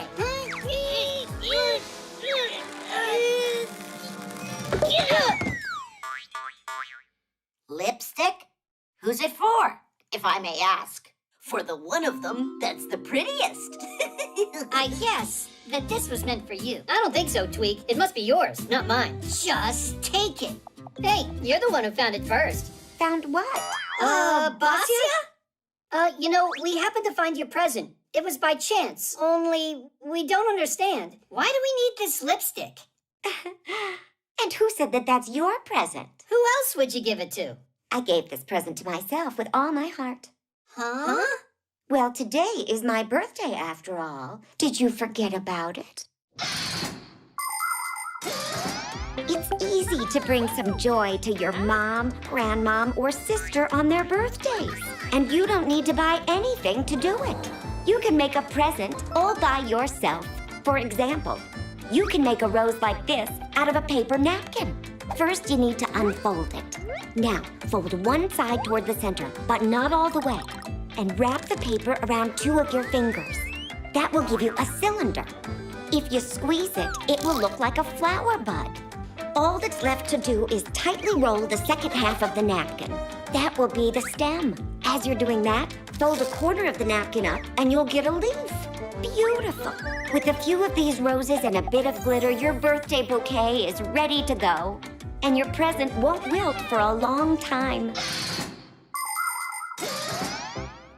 Basia, we just had a little peek. Your present from us is cooler. Is that right? We want to give you a wish. Yeah, you can make any wish you want. Ooh, how nice. Do you remember how I asked you to fix the notebook? So, why don't you start with that? Let's go, Tweak. Let's go, Geek. We actually came over to help and to say happy birthday. Happy birthday, dear Basia. Thanks so much. We were just wondering, which one of your boys do you love the most? Is it the strongest or the smartest? Or the prettiest? To tell you the truth, I love each of them as much as the other. They both are good in their own special way. The contacts.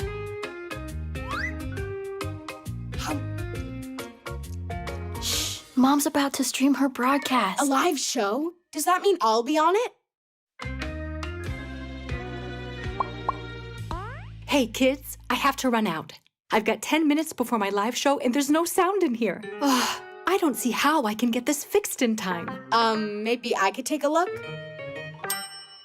You really know how to fix them? First, isolate the issue, determine the reason for the issue, and fix it. 1, 2, 3 to Deesh, and now it's all working. All right, why don't you give it a try? I've got my tools upstairs. It's all done. Well, what was broken inside? What should I tell her? Tell her the contacts were dirty. Got it. Yeah, you're always welcome. Do you know what the word contact means in electricity? When an appliance gets plugged into a socket or headphones into the audio jack of a phone, their plugs get squeezed between metal plates. The points where the plugs and plates touch each other are called contacts. If contact is made, electricity flows through the wires and the appliance works properly. But if some kind of dirt gets between the two parts, or the plug gets rusty, there won't be contact made, nor any electricity flowing. Test, test. Can you hear me? They sound better than ever. Tom Thomas, you made my day. No big deal. The contacts were dirty and needed cleaning.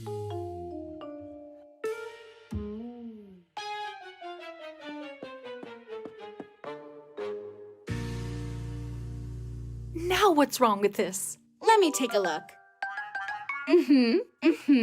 I'll fix it for you. All done. A dirty contact. Aha! I'm a master. You're a braggart, that's what. I'm trying to help your mom out. Or would you rather her show gets canceled? Thanks so much, Fixies. Katya, why have you kept this secret? Those are golden hands you've got. That was nothing at all. At home, I always fix things. Like our laptop, our dishwasher. The pack-a-mat. The pack-a-mat.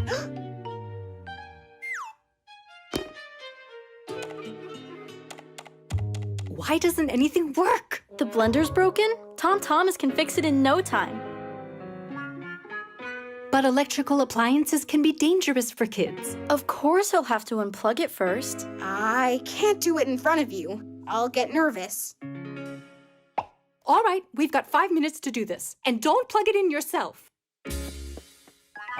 What were you thinking? You gotta get the Fixies to come. What's wrong now?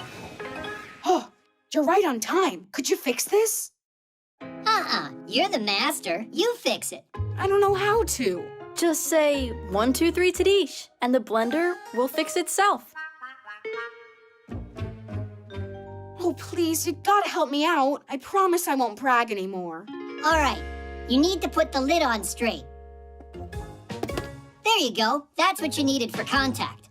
That's all?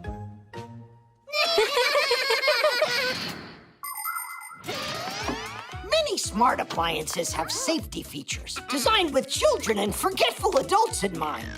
Like refrigerators that beep if the door is not closed tightly, or washing machines, electric kettles, and irons that automatically turn off when they're done working or left unattended. Appliances like juicers, slow cookers, and food processors are designed so you can't turn them on if the lid isn't put on correctly. Pretty cool, right? There are even cars today that can detect if they're going to hit something and brake by themselves. It's very convenient. But still, it's better not to completely rely on machines for safety, or to depend on Fixies to come to the rescue. So please, don't leave appliances unattended for long, and take good care of them so they can work properly and safely. Bye-bye, guys. Have a great day. Thank you so much for your help, Tom Thomas. I couldn't have done it without you. It really wasn't just me. Who else was it? I'll tell you. He got help from some real masters. You're lucky to know them. Oh, can you give me their contacts? My vacuum cleaner needs fixing. Come on, Tweak. We have to go and fix that vacuum cleaner. The book. Where did Tom Thomas go today? He went with his mom to the post office to pick up a package from his grandma. Class, I can't wait to see it.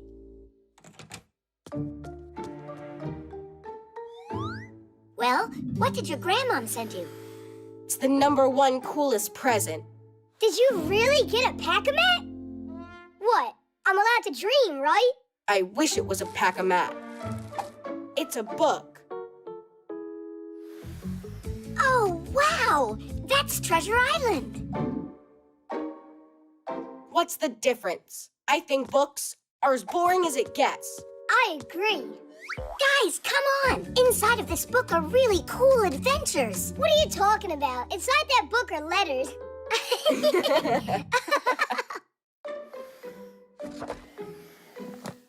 So, you're really not interested at all? Nuh-uh. By the way, inside this book there aren't just letters. It's got pictures. Pictures? A lot of them. And they're exciting, colorful, and huge. How about we take a little peek at those pictures?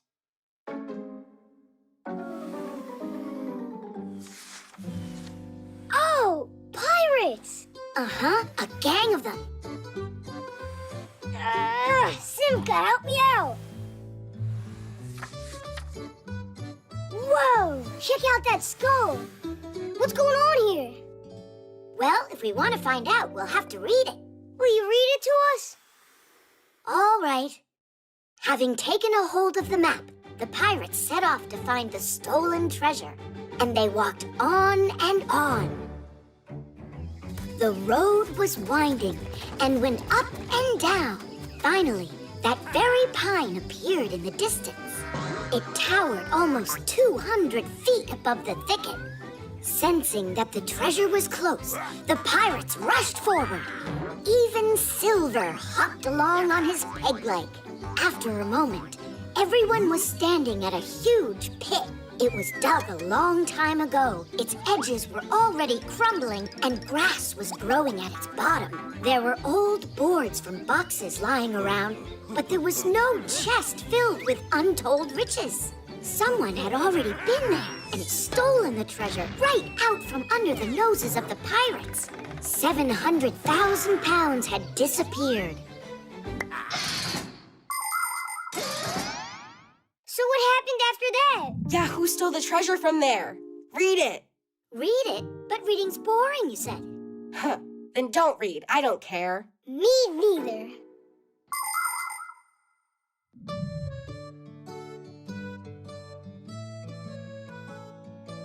Oh, it's the guy who thinks reading is boring. What? I wasn't reading. I was looking at the pictures. I can't believe you! You're reading it without me? Grab it!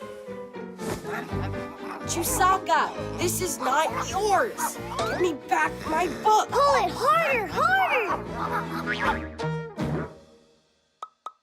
Yes! Oh, this is bad. That book was his grandma's present. We'll fix it. In ancient times, people copied books by hand, but now they are made in printing houses. First, a mock-up is produced to place the text and pictures where they belong. The pages are then transferred to metal plates, which are loaded onto rollers. Ink on the rollers is pressed onto paper as it passes through the printer. The pages are then trimmed to size and stacked into reams. Next, the pages are put into order, stitched together into the inner book, and finally glued to the cover. Good. Now, carefully. Great job. So now can you read the book to me? I think it's someone's time to go to bed right now. Just a little more, okay? So, it's not boring then? It's not. Tom Thomas, were you reading? Mom, Treasure Island is really great. You were right. It's the #1 coolest present. I am so glad you like it. But why don't you continue reading tomorrow? Now it's time for bed. All right.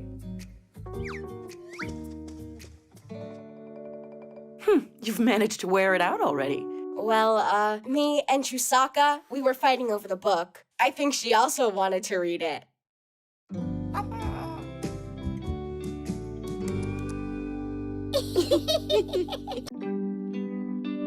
The weather station.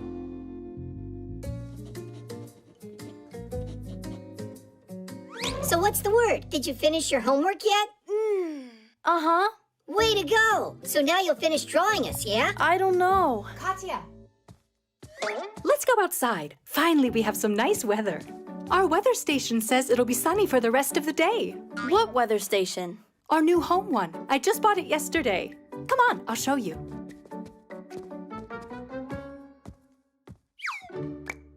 She's never got time for us. It's always school or homework or who knows what. Like sleep. And right now she's going out for a walk. Thanks to new technology this time. You gotta admit, that device is pretty cool. A home weather station is a smart thermometer.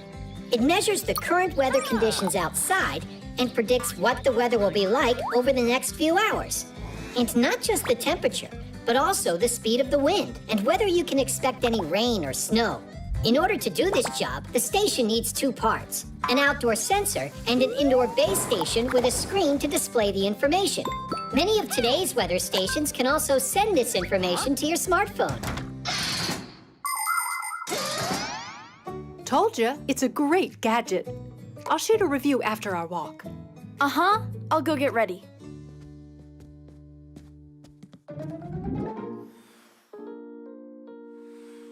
And what do you think Katya and her mom will do if we go and change the weather a little?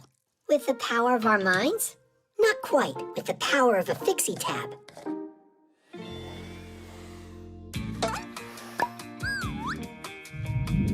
Time for a little magic.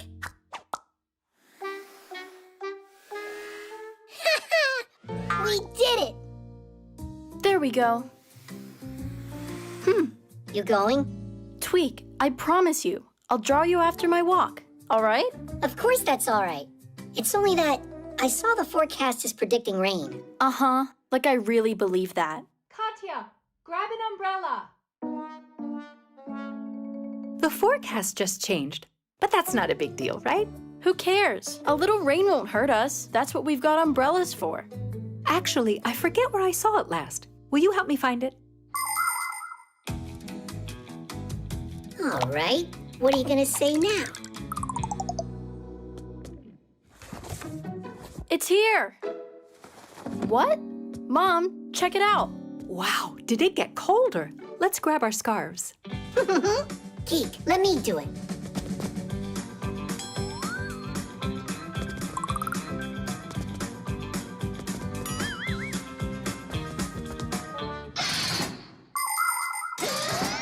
Since ancient times, people have tried to predict the weather. At first, their predictions were made by interpreting signs. If birds were flying low, it meant it would rain. If the night sky was clear, it would be freezing the next day. In the 17th century, when Galileo Galilei invented the thermometer, the science of meteorology was born. In those days, a weathercock or weather vane was used to show what direction the wind was blowing. And a device called a hydrometer would show how humid the air was. Today, all of the changes in the weather are registered by sensors. Their data is being collected every second and is processed by powerful computers. And that's not all. There are satellites orbiting the Earth that are collecting data about the weather down here from up in outer space. I'm not sure if the weather's gone crazy or if this weather station has. Should we check what it says on the internet? Good idea. Where's my phone? Hey, Fixies, what are you planning on doing next? Get out of there, or just forget about me drawing you. What else could we do to keep you at home? Stop your sulking. I can draw an extra picture of you after my walk. Yeah, Tadish. But only if you fix the weather station you broke. What do you mean? We didn't break it. So you two, peace? Peace.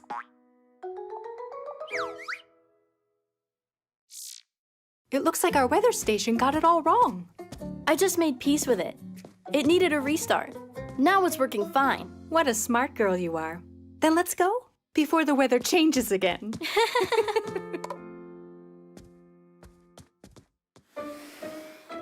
What shall we do while they're away? Go stroll together? Hey, look, Tweak. Now it's really showing rain. And they forgot to take umbrellas. That's why the forecast must have changed. If you forget your umbrella, count on getting rained on. The eraser. Nolik, did you get your homework done? Uh-huh. Then what is it that won't let electricity pass? An electrician? Maybe I won't get called on. Maybe I can cast you a spell for good luck. I wish I had a good luck charm that could protect against getting bad marks. If you would just do your homework, you wouldn't need to depend on magic. Simka, wait a sec. For my tests, I use this lucky charm a lot. That's an eraser. But a special one. It helped me get A's on my last few tests. Tom Thomas, please let me use it, just for one day. You? Well, I don't know. All right, just be careful with it. It's so heavy. It must be from all of that luck inside of it.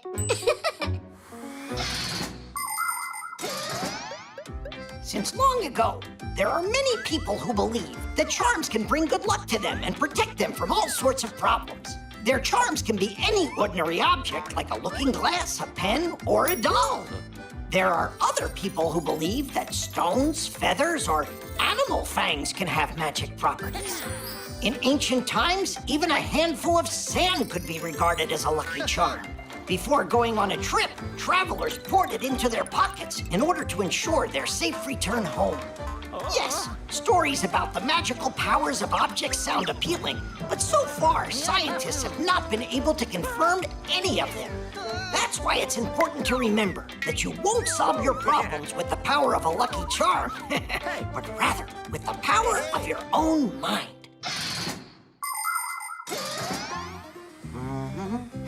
Nolik, you're late for class. And what did you bring the eraser for? Let's see. First, we're going to hear from... Maybe it'll help me too, Nolik? Hey, leave it alone. Simka. Can you tell us, what is that? That's an electric circuit with a lamp. That's right. And who is going to tell us? It's working. Why the light bulb in this circuit is glowing? Do you want to try it? Digit, the light bulb is glowing. Can you tell us why? Yeah, because there's a filament inside the lamp. Mm-hmm. And it gets heated up by the electricity running through the wires. Just a coincidence. Can I try it too? Go ahead. There's enough luck for everyone. I'd look at my homework if I were you.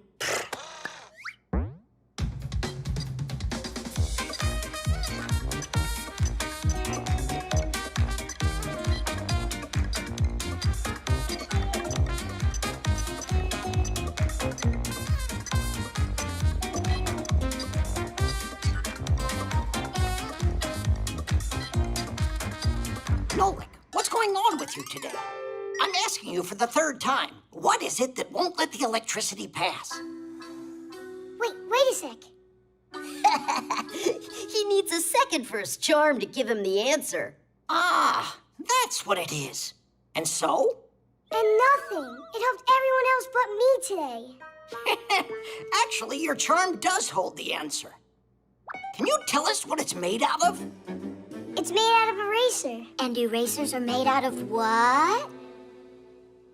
We can't keep stretching our lesson out like rubber. Is it rubber? Erasers come in all shapes and sizes. They're made out of rubber, a material derived from latex, the sap harvested from rubber trees that grow in tropical countries. Although today, most rubber is a synthetic made at factories. The rubber sap is mixed with dyes and sulfur to help it solidify, and then the mass is heated and formed into a sheet. After the sheet cools, it's cut into pieces that can be used as erasers. By the way, the very first erasers weren't made from rubber, but from bread. You mean rubber won't let any electricity pass at all? Well, you're absolutely right. Want to check it?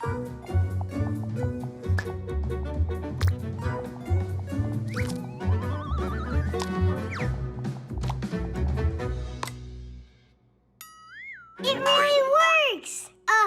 It doesn't work! Well done, Nolik. How was it? Did you get some luck from my charm? For sure! You're kidding, right? I was just joking. It's just a plain old eraser. No, not at all. I got an A using it at school today. But I know I'll be even luckier if I do my schoolwork. Are you sure? 'Cause Tom Thomas might have another one of those good luck charms around here. Trash.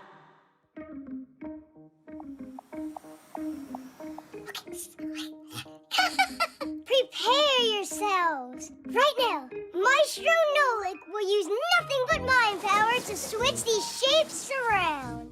Yay! Abracadabra! Alika! Achoo! Maestro, you appear to have grown a third hand. Teddy! Splendid. Bravo, Maestro. Bravo. Let's go to the laboratory. Something really cool's about to start there. Wait, I'm not done. I have some more tricks for you.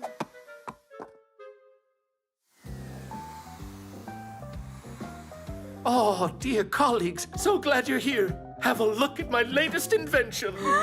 It's a mini recycling factory for trash. Are you ready for some magic? You mean a trick? Professor, your report. Oh, there's so much trash in here. Professor Eugenius, why don't I throw it out? Stop out of this trash, as you call it, Alysa. We can create wondrous new things. Again, you've made a mess in here. What happens with that trash that you've gathered into a bag and thrown out? It's taken by a trash truck, together with other trash that's been collected, to a dump. And there, what once started as a small pile can gradually grow into a huge mountain of trash. And more trash keeps coming every day. Oh, Marcia! To stop trash from threatening the lives of every living thing, it needs to be recycled. Everybody's help is important here, from the world's big humans to us little Fixies. All right, let's begin. Throw the old cans in there. Into here? Into there. Into here. Mm-hmm.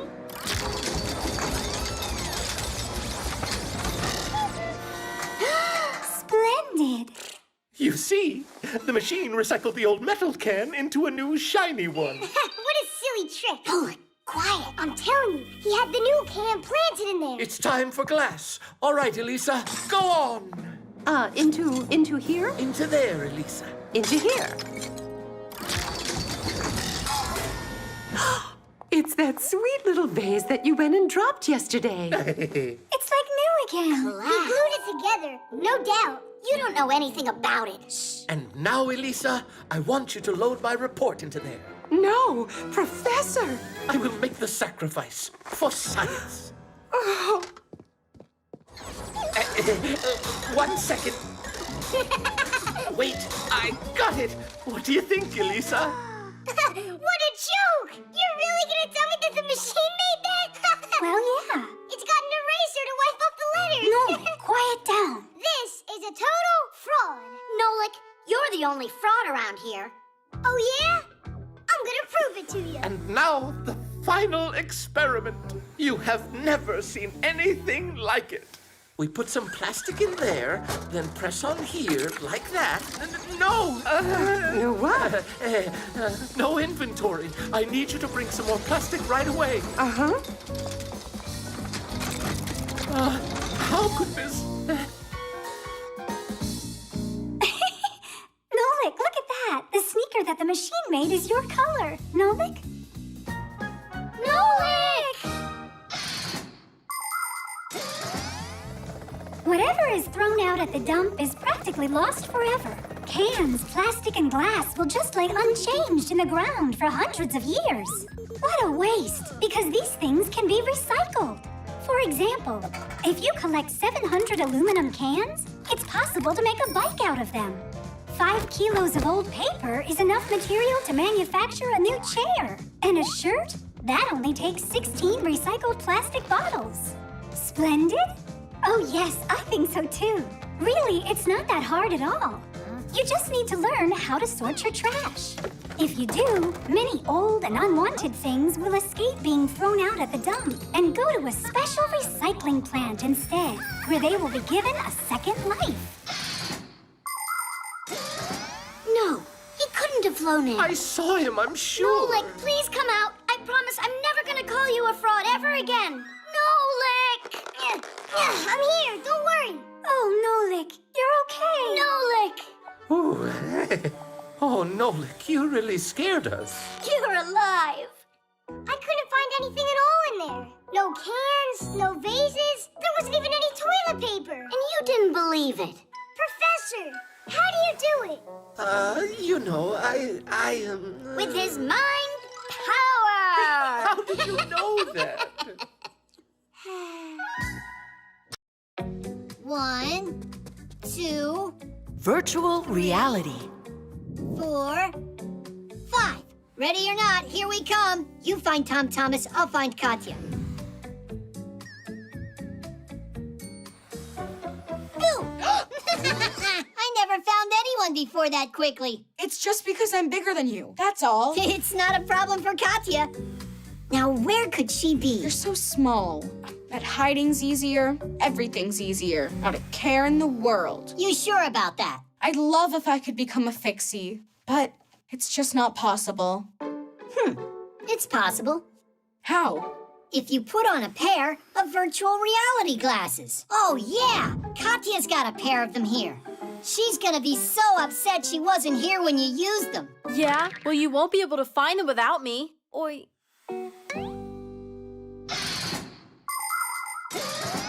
Virtual reality glasses have a pair of lenses inside of them that are each projecting a different image. The left image is very close to the one on the right, but it's shot from a slightly different angle, making the brain believe it's looking at one 3D scene. No matter how far you turn your head, the view doesn't end. By the way, special sensors can track your movements, which means you can use these glasses to play games, take rides, or even exercise.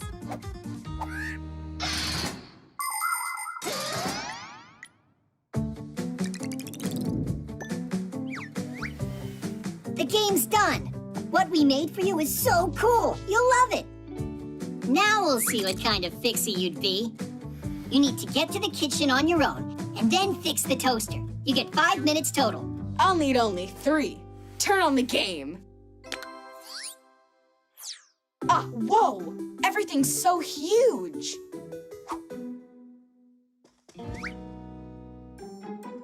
It's so high. Jump! To the floor? Like I said, he won't get through a minute of this. Tadish! That wasn't too hard. Now try getting to the stairs. It's only 3 steps to get there.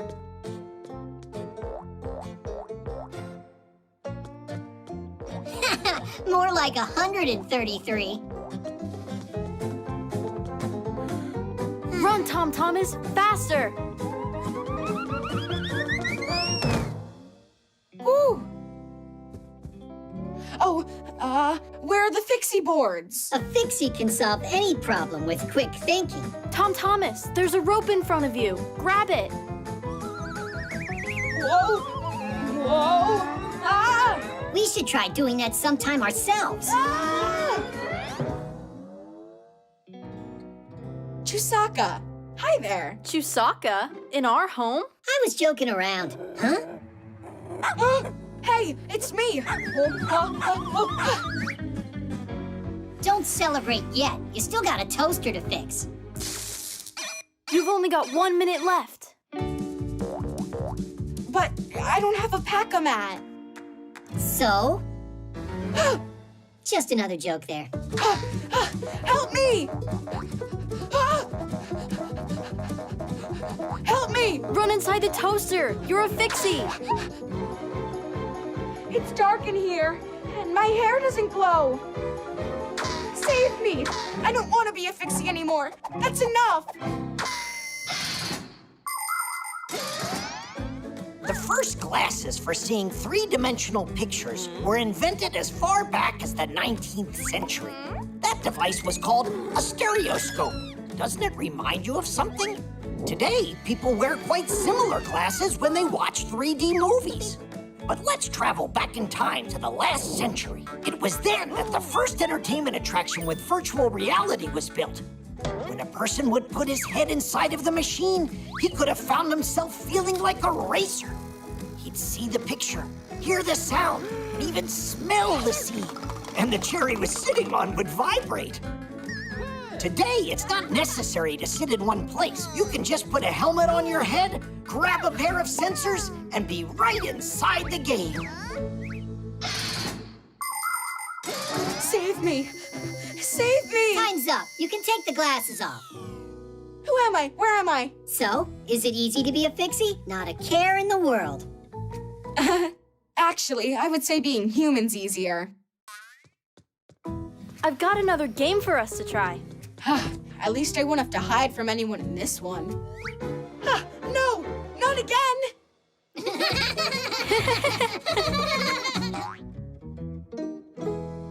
Energy.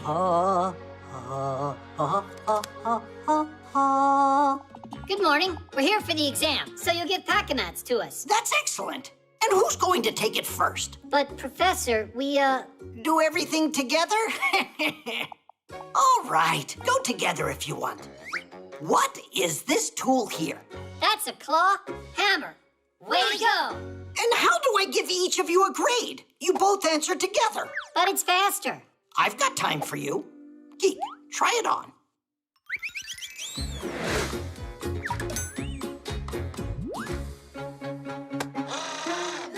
It's a screwdriver.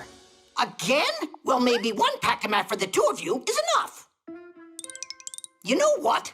Each one of you is going to get his very own exercise. I present you a model of a real power plant. It's gigantic. But it's not finished yet. Exactly. That's going to be your job. An electro power plant is a factory that produces energy. In order to keep running, they need some kind of fuel, like, for instance, gas. Burning the gas causes the turbine blades to spin, setting the generator into motion so it can produce electricity. The leftover heat doesn't go to waste. It's sent to a boiler. Inside the boiler, it's used to boil water. The steam from the boiling water powers up another turbine and generator, so even more electricity can be produced. Your job is to finish building the model. Not yet. Geek will put together the turbine and tweak the generator. Who's ever first to finish that is gonna get this pack-a-mat. That was a rhyme. Are you ready?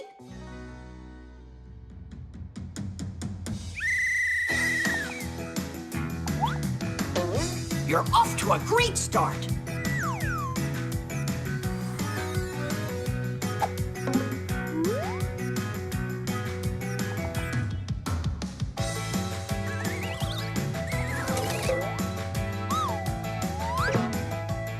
Now you need to add the fasteners.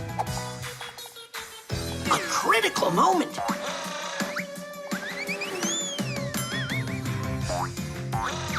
What a move!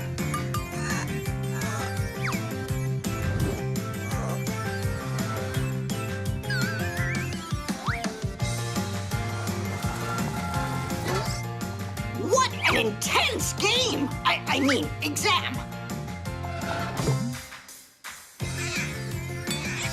These two are going neck and neck.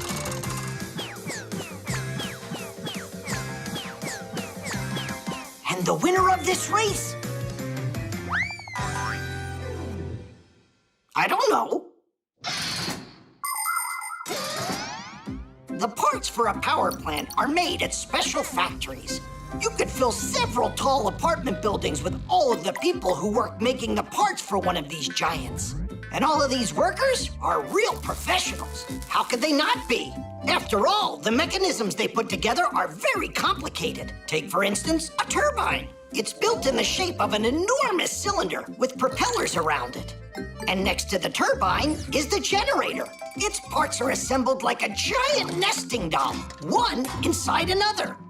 Together, this powerful team produces electricity. They're just like people or Fixies. When every one of us focuses on a common cause and we work together, the results can be simply fantastic.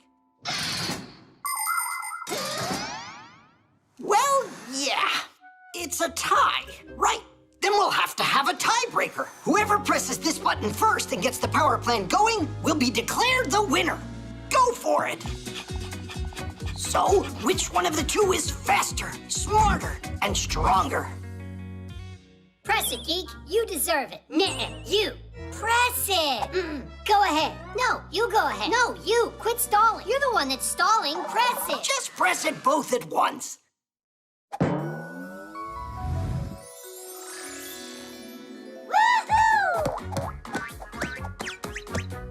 That was an excellent job you did. Oh, right. The prize for the contest. Unfortunately, I've only got one pack-a-mat for the two of you.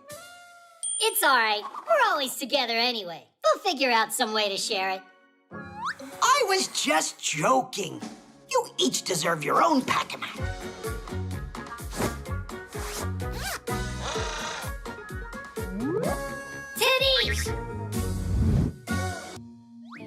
memory.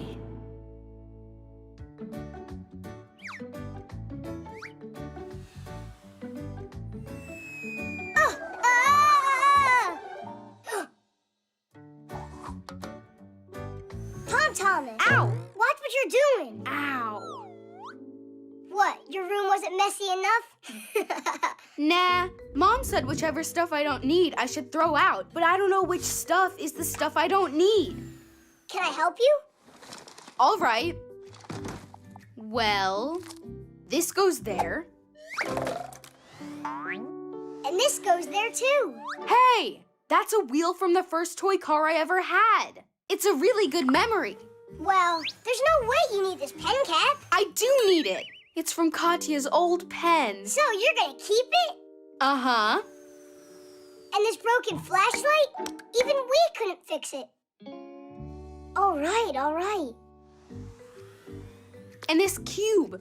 Remember how you glued it together? Your memory's amazing. You're like a computer. Memory is what helps humans not to forget anything. Memory is like a huge library where everything that people do or learn is stored. And this collection grows every single day. Computers, tablets, and phones have memory too. Only theirs is limited and can get filled up at the very worst time. But you can add memory if you have to by adding a memory card, using an external drive, or putting files on the cloud through the internet. Cool, we did it. The memories are stored away. One last thing. Done. Hey! Papa's and I almost got thrown out because of that feather. That's why I did it. It belongs in a trash can.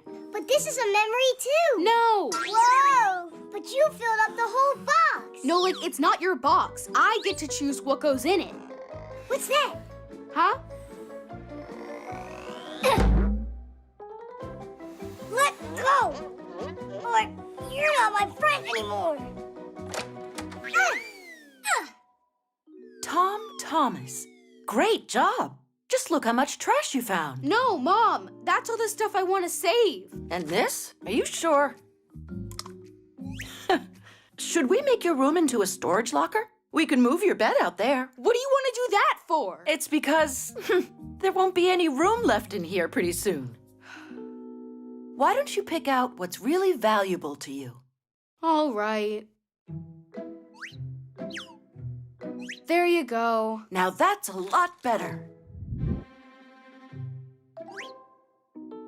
It's the most valuable thing. For real. Your choice. Nolik, Mom's gone now. Nolik, where did you go? Memorabilia helps us remember things we have enjoyed. They could be photos, drawings, figurines, magnets, just about anything. But when you have too many of them piling up and they're not organized at all, those pleasant memories can quickly disappear. If you want to organize your pictures, you can scan them and store them inside your computer. You can nicely arrange your figurines on a shelf and keep them dusted. And while you're getting organized, if you find something you don't need, you don't have to just throw it out. Try to figure out if there's some new way that you could use it. For instance, a cracked kettle could become a lovely flower pot. And don't forget, before you buy something new, really think about it. Maybe you already have it at home. Nolik, are you mad at me? Nolik? Mom, stop!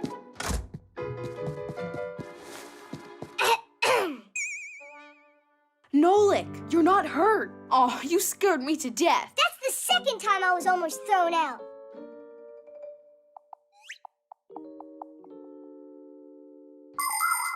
Come on, stop sulking. I said I was sorry, didn't I? And I saved the feather as a memory. Huh? So we won't fight anymore. Maybe we should throw that feather out. It's only caused suffering for both me and you. But what about the memory? That kind of thing you don't forget. Anyhow, I took something else from the trash can for the memory. A wrapper? Uh-huh. You remember when you ate a ton of candy? And then your tooth had to get pulled? When was that? Your memory looks like it ran out of memory. The fly trap. Now look and learn. Ha! You missed again. 'Cause I'm not warmed up, Nolik. Lucky shot. Oh. And that time? What about it? That was luck too.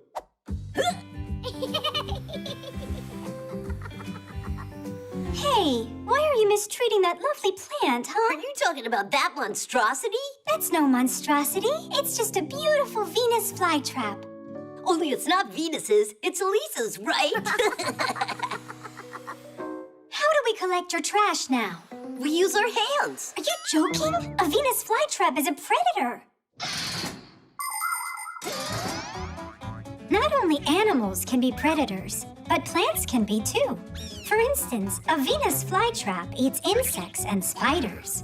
On the leaves of the flytrap are super thin hairs growing, and as soon as a fly touches them, bang, the leaves clamp shut like a trap. Thank goodness it doesn't need food like this very often. Just like other plants, it takes most of what it needs to eat from the ground. And also, the flytrap uses sunlight to make food for itself. Tula, next you're gonna tell us it's a fire-breathing dragon. Save me! Help me, please! I've been eaten by a horrible monster! Get out of there quickly! Nobody's going to eat me. Ah! Nolik! Come on, open! Nolik, push! Don't stand there, help! You're gonna hurt the poor plant doing that. Your little poor plant ate Nolik just now. Well, the flytrap must have thought he was a fly. You gotta get me out! Now there's this sticky stuff in here! Poor Nolik. Not a crowbar, stop! Maybe use a hook? Nolik, grab it!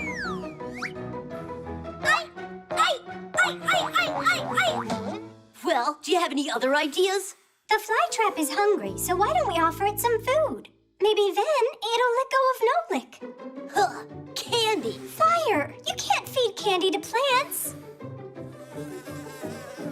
It would love to eat that fly for sure. That would be sad. I'm scared in here.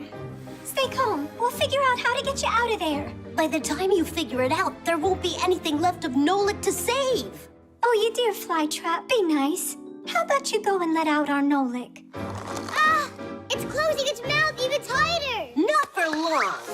Fire, stop! The flytrap will die if you cut it like that. I just don't understand. Are you worried for your friend or the plant? For both of them, Fire. Will you get me out of here? Nolik, wait a second. You always gotta butt in. Know why? 'Cause you always do such stupid things. Well, you're a nuisance. And you're just what? A dumbbell. Nolik!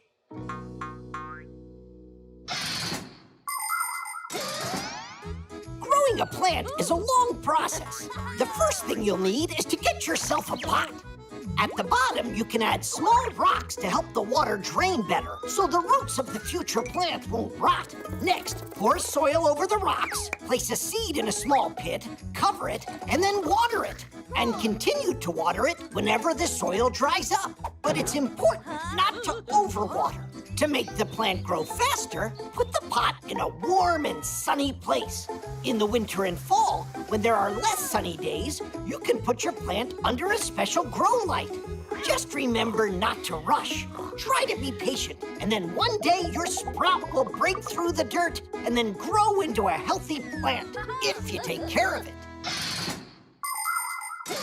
Nolik, wake up! Nolik? Nolik. Oh, he's all right. I didn't get eaten? No, you didn't. You figured a great way to get out of there. You turned into a screw, and the plant spit you out. Tadoosh. Don't ever try that again, Predator. Who are you calling a predator? You're right, Tula. Forgive me. And Flytrap, I'm sorry for what I did. Maybe we should feed her? After what you did to her, let her rest. Although, I know how you could be nice to that plant.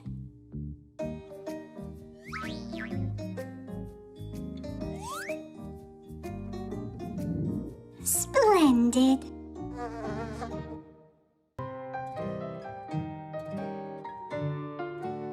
Comics. Katya, are you done yet? Just a second, you two. There, all done. What do you think? A whole comic about us. It's great. You can make a movie out of it. Look at that mug. Check out how good I look. And I look like Superman. Well, I look superer. No need to argue. You're both heroes. Wait, if you put it on the internet, then we'll become famous. Is it a smart idea for Fixies to become famous? Ha! I say the more fame, the better. You do. Well, anyhow, see you later. Hey, that's not fair. I mean, we saved the planet, and no one's gonna find out. Comics are a kind of picture book in which the pictures are combined together with words. To make one, first you come up with a story. It could be about superheroes, or princesses, or scientists, or even all of them at once. After that, you can start drawing. Divide a sheet of paper into sections and fill them with a series of pictures that tell your tale. And write what the characters are saying in speech bubbles. By making picture after picture, you can tell the whole story. It's like a cartoon, but on paper.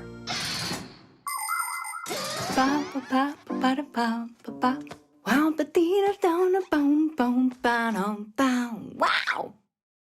Oh, what is this? Did she really draw this all by herself? That Katya of mine is one talented kid. My subscribers are gonna love this. That talented kid keeps forgetting to charge her pad. This is gonna take forever. A good cleaning. That's what we should do to make it charge faster.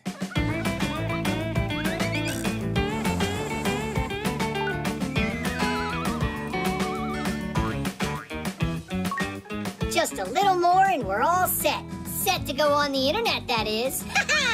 Then, tons of humans will know about us. Humans? The secret of the Fixies. That comic can't go online. Drain the battery down.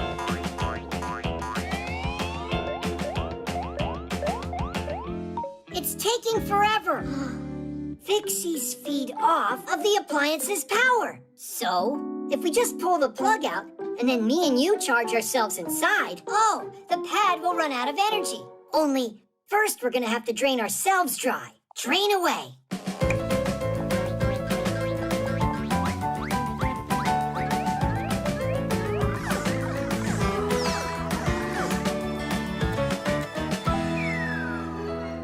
It's totally drained.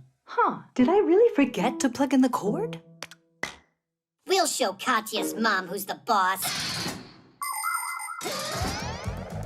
People can spend hours on their pads and phones, and that's why they have to be recharged all the time. But do you know how you could do that less often?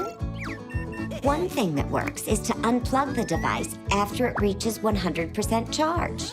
You should also make sure to close any apps that you aren't using at that moment. Are you just listening to music? Then you can lower the brightness of the screen. And try not to drain the device all the way down to 0. That can damage the battery. Oh yeah, I almost forgot. If you turn on airplane mode while charging your device, it'll take a bit less time. And while your device is busy charging up, it's better to put it aside and get some exercise or play some board games.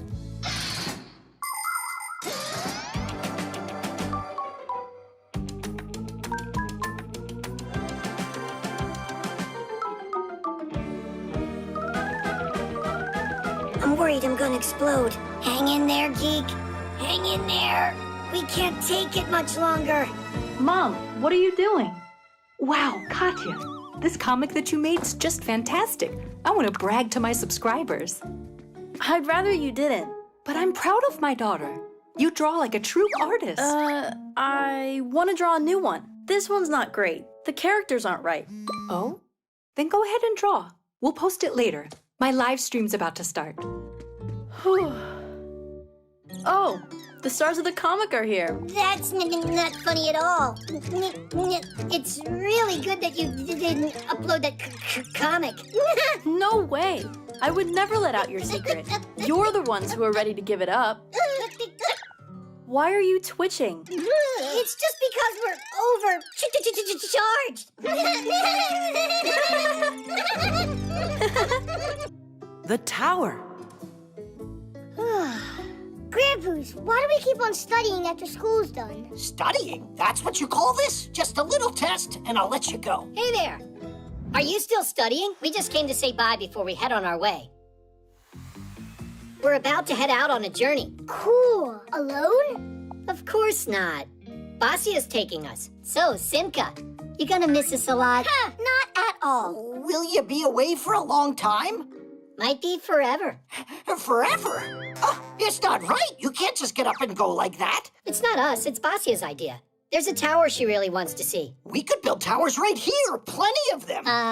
For what? They're excellent study aids. It's very important for students to study about great architectural structures. By the way, what tower were you going to see?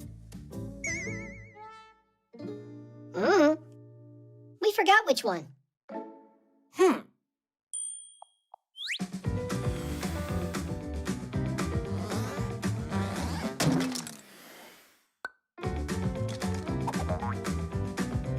Why are you standing there? Come give me a hand.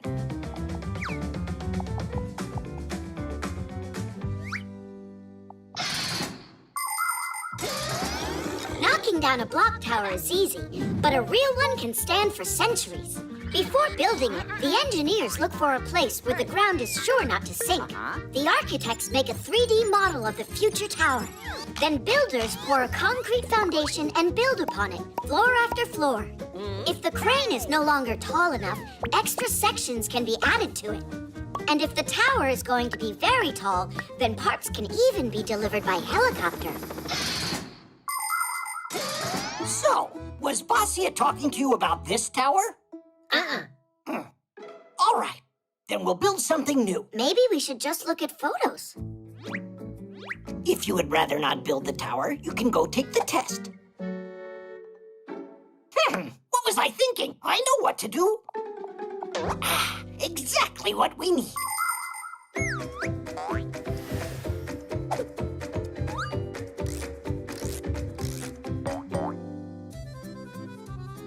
Is that it? Nuh-uh. She's been there 100 times already. Come on, think. What other places would she talk about? Excuse us. We gotta go now. Just hold on there. I say we build another one. Grandpa's, and what is Tom Thomas supposed to tell his parents if they see all these towers? He'll say that he made them himself. Come on, quicker! I don't know why Grandpa's is so worried how this tower's coming out. Yeah, he's worried, but it's not about that. People have been building towers since ancient times because looking out from a height made it easier to see, for example, if an enemy was approaching. The first lighthouses lighting the way for ships appeared about the same time. Lighthouses are also towers. In the Middle Ages, people started hanging bells at the top of towers. If a fire broke out, a watchman would ring the bell as hard as he could, and people would run to help. Later, clocks were installed in towers in the center of cities for people to know the time. In the 19th century, people discovered that it's possible to store water inside of a tower. For many years, the tallest structures used to be television towers. But those days are over. Today, modern skyscrapers are built for offices and even as people's homes. It's not this one either? Are you even sure that a tower is where Basia is taking you?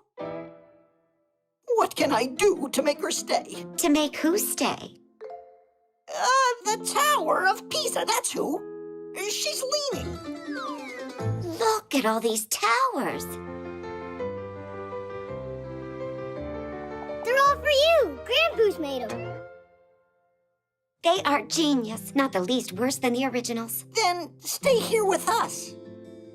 Why do you have to go anywhere? If you want, we can build you more of them. Which one is your favorite?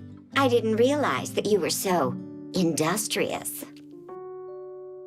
Basia, how about we stay a bit longer? Our school's here, good friends. What choice are you leaving me? All right, so be it. Denise! Oh. You're gonna stay with the professor, and I'm out of here. And can I count on you to take care of my kids? And so, you're still leaving? No need to worry. I'll only be a few days. How could I live without you?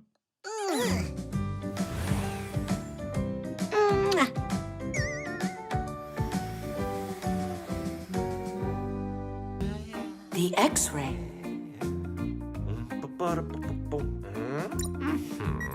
All right.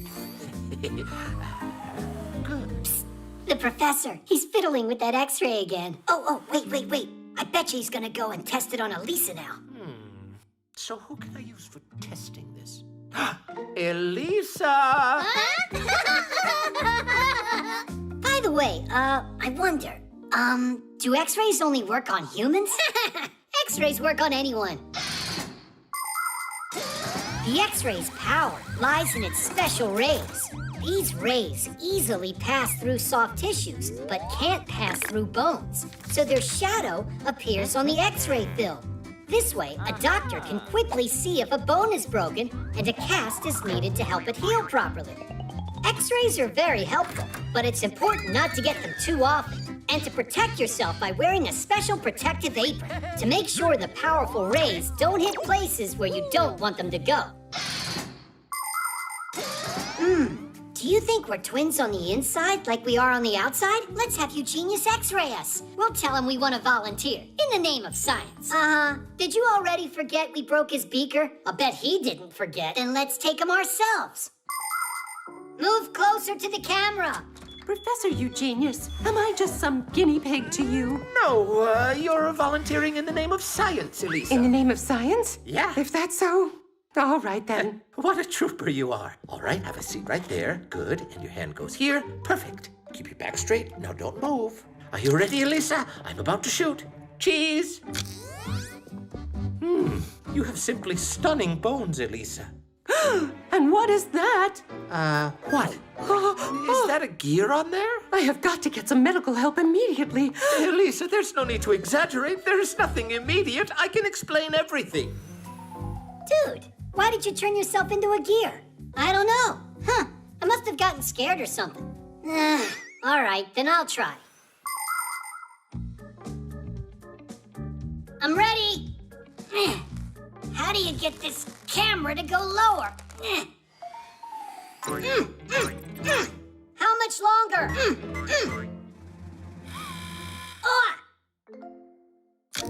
Got it. Or maybe not. It was all your jumping, and now it's frozen. Alysa, it was just a mistake, a little hiccup in the program. There was nothing in there. Are you sure there's nothing there? Me? I am absolute... Alysa, you'll see for yourself. All right, Alysa, sit up straight. There you go. Now don't move. And there. How does it look now? It's moving around in there. Ambulance! Ambulance! I have no idea what's wrong. It's your fault my picture ended up on our X-ray. Well, you're the one that made yourself into a gear. It was an accident. It just happened on its own. So it was you who did this. You have no right to frighten Alysa, you two. We're conducting an experiment over here. We were testing your X-ray. That's it. Yeah? And how is it? Hard to say. Every time we try using that thing, it turns us into a gear.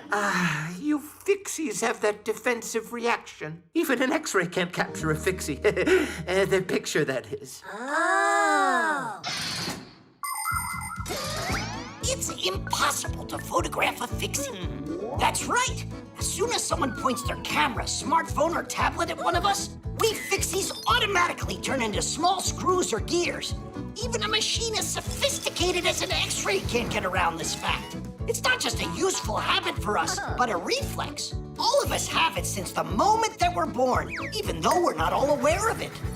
But the number of times little Fixies have escaped being detected by humans because of this unique trait is simply astronomical. But I'm going to stop joking for a moment now. Are you ready to learn the secret of what we Fixies all have inside of us? We've got a red-hot motor, a clear mind, and a kind soul inside. All right. Take it easy, take it easy. Here we go with nothing extra this time. Yup. When we're in our gear form, we're also identical. You again. I'm gonna get you. Stop! Come back here. Oh, now they're reproducing. Alysa, there's no need to worry. Look, Alysa, here are my gears. I left them inside the X-ray. You mean there's nothing wrong inside of my hand? No, you're fine, Alysa. How about we take just one last X-ray? In the name of science. Oh. The hoverboard. Watch this. Woo-hoo-hoo! Bet you can't do that. You don't even have a Fixie board. And who cares? My parents got me something really cool. A hoverboard. Look. You mean now people can have Fixie boards? So cool. Can you do tricks on that thing? Heh, I sure can. I'd show you right now. But it's raining. And so what? Are you kidding? Hoverboards run on electricity. A hoverboard looks like a skateboard, but with bigger wheels that have electric motors inside. When someone stands on the board and leans forward, controllers send a signal to the motor. You can start going. It can not only roll forward, but backwards too, and even spin until the battery runs out of power. But you can always recharge it. And remember not to ride through puddles or mounds of snow. If water gets inside, your hoverboard can easily break. Then just ride your hoverboard in here. I can't because it's an uneven floor. Or could it be that you don't know how to ride it? Hup! Ta-da! Good, now start riding. It won't go. Ah, you forgot to turn it on, that's it.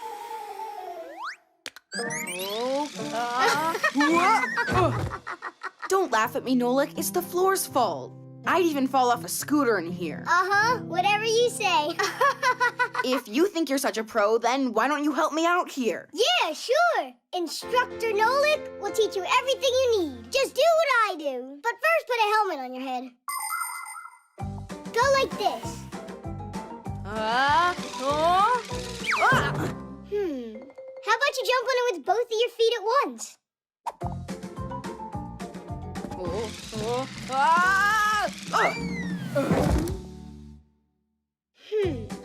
How about jumping on it backwards? That's scary. Don't worry. Just close your eyes.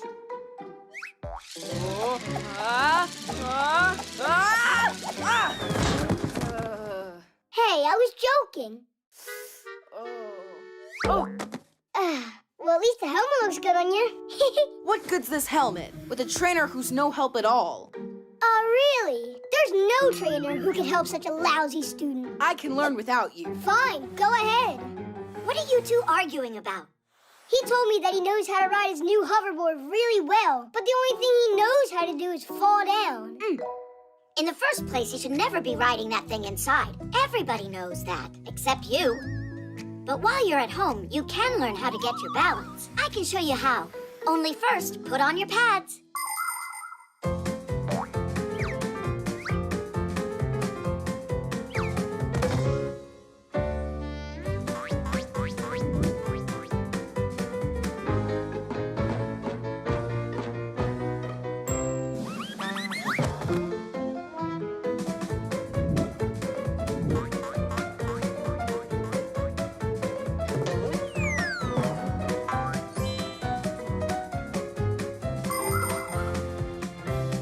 Class! Simka, you're a really great trainer. Now I can finally start riding. Huh. Simka! I can't stop! Wait, where are you going?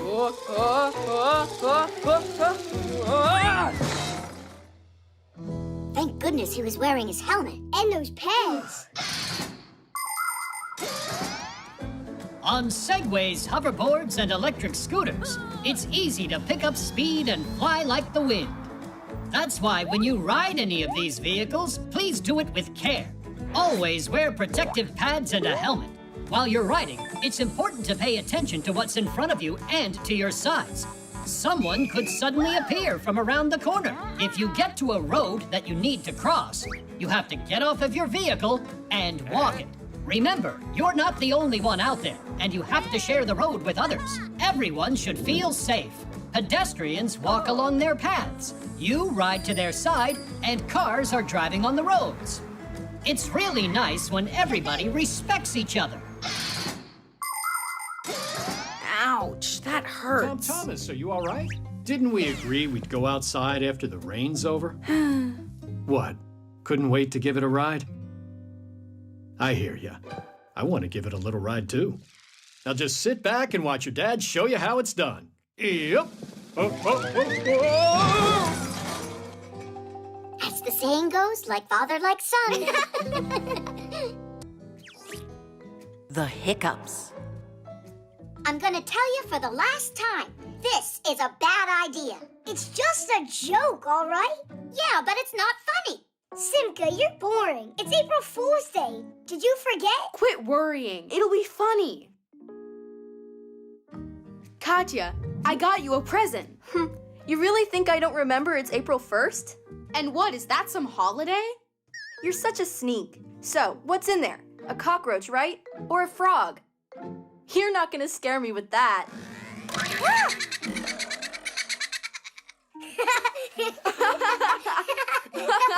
Come on, what is wrong with you? Haha, we got you, April Fool. You scared me half to death, you two.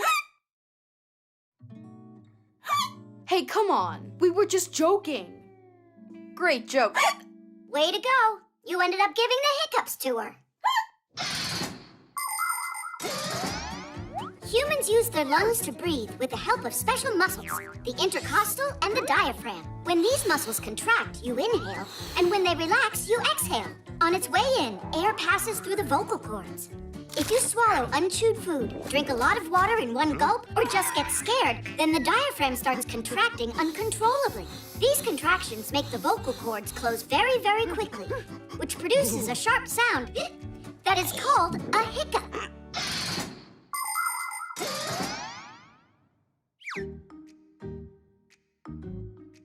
Looks like they're gone. You see, Simka? No need to worry. Thank goodness, but you shouldn't have done that. They're back. Katya, you gotta try holding your breath.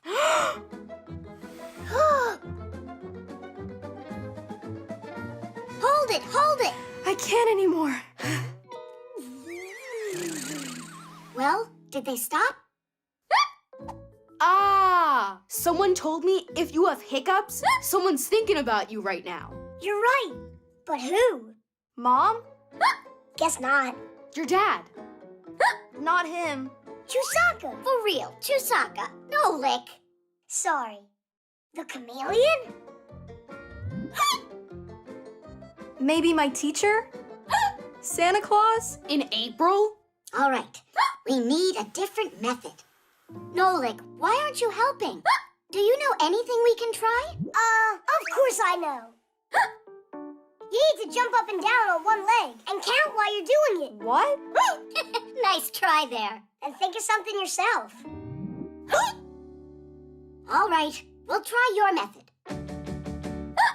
1, 2, 3, 4, 5. How long should I count? I didn't figure that out yet. You mean you just came up with this idea?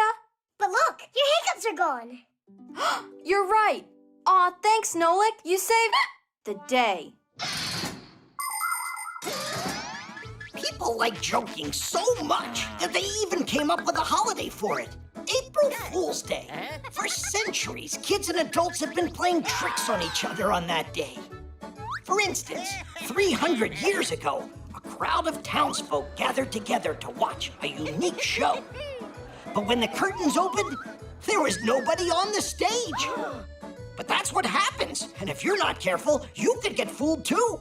One time, they showed a story on television about harvesting pasta that grows on trees. And many people believed it. How funny is that?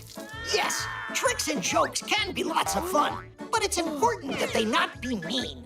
Before playing a trick on someone, think about whether you would find it funny if someone did it to you.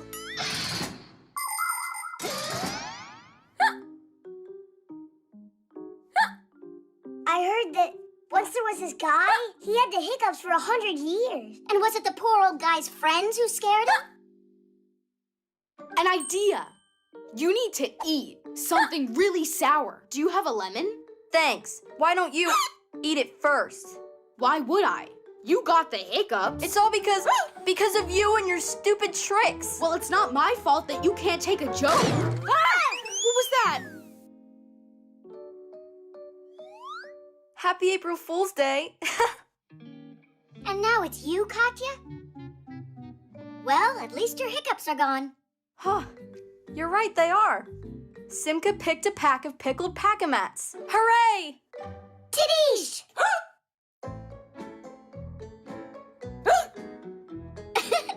I guess the hiccups are contagious. Just don't worry. I have a surefire way to get rid of them. Perpetual motion. We're the first ones here. Nobody's too excited about learning today. Hi there, Tweak. Hi there, Geek. Bye, Tweak. Bye, Geek. We got school now. Where are you going? Digit is taking a well-deserved day off. Huh? Take a look at what he made. Wipers to clean glasses off? That's what he thought of? If you just make a thing like that, you can get off of school for a whole day? Let me see you come up with something yourself. Actually, we've been working on something already. Whoa! You two were making your own invention? Yeah, only it's cooler than your wipers. How interesting. Can you bring it into class? Yeah, tomorrow. No problem. That'd be great. But for now, you've got a lesson.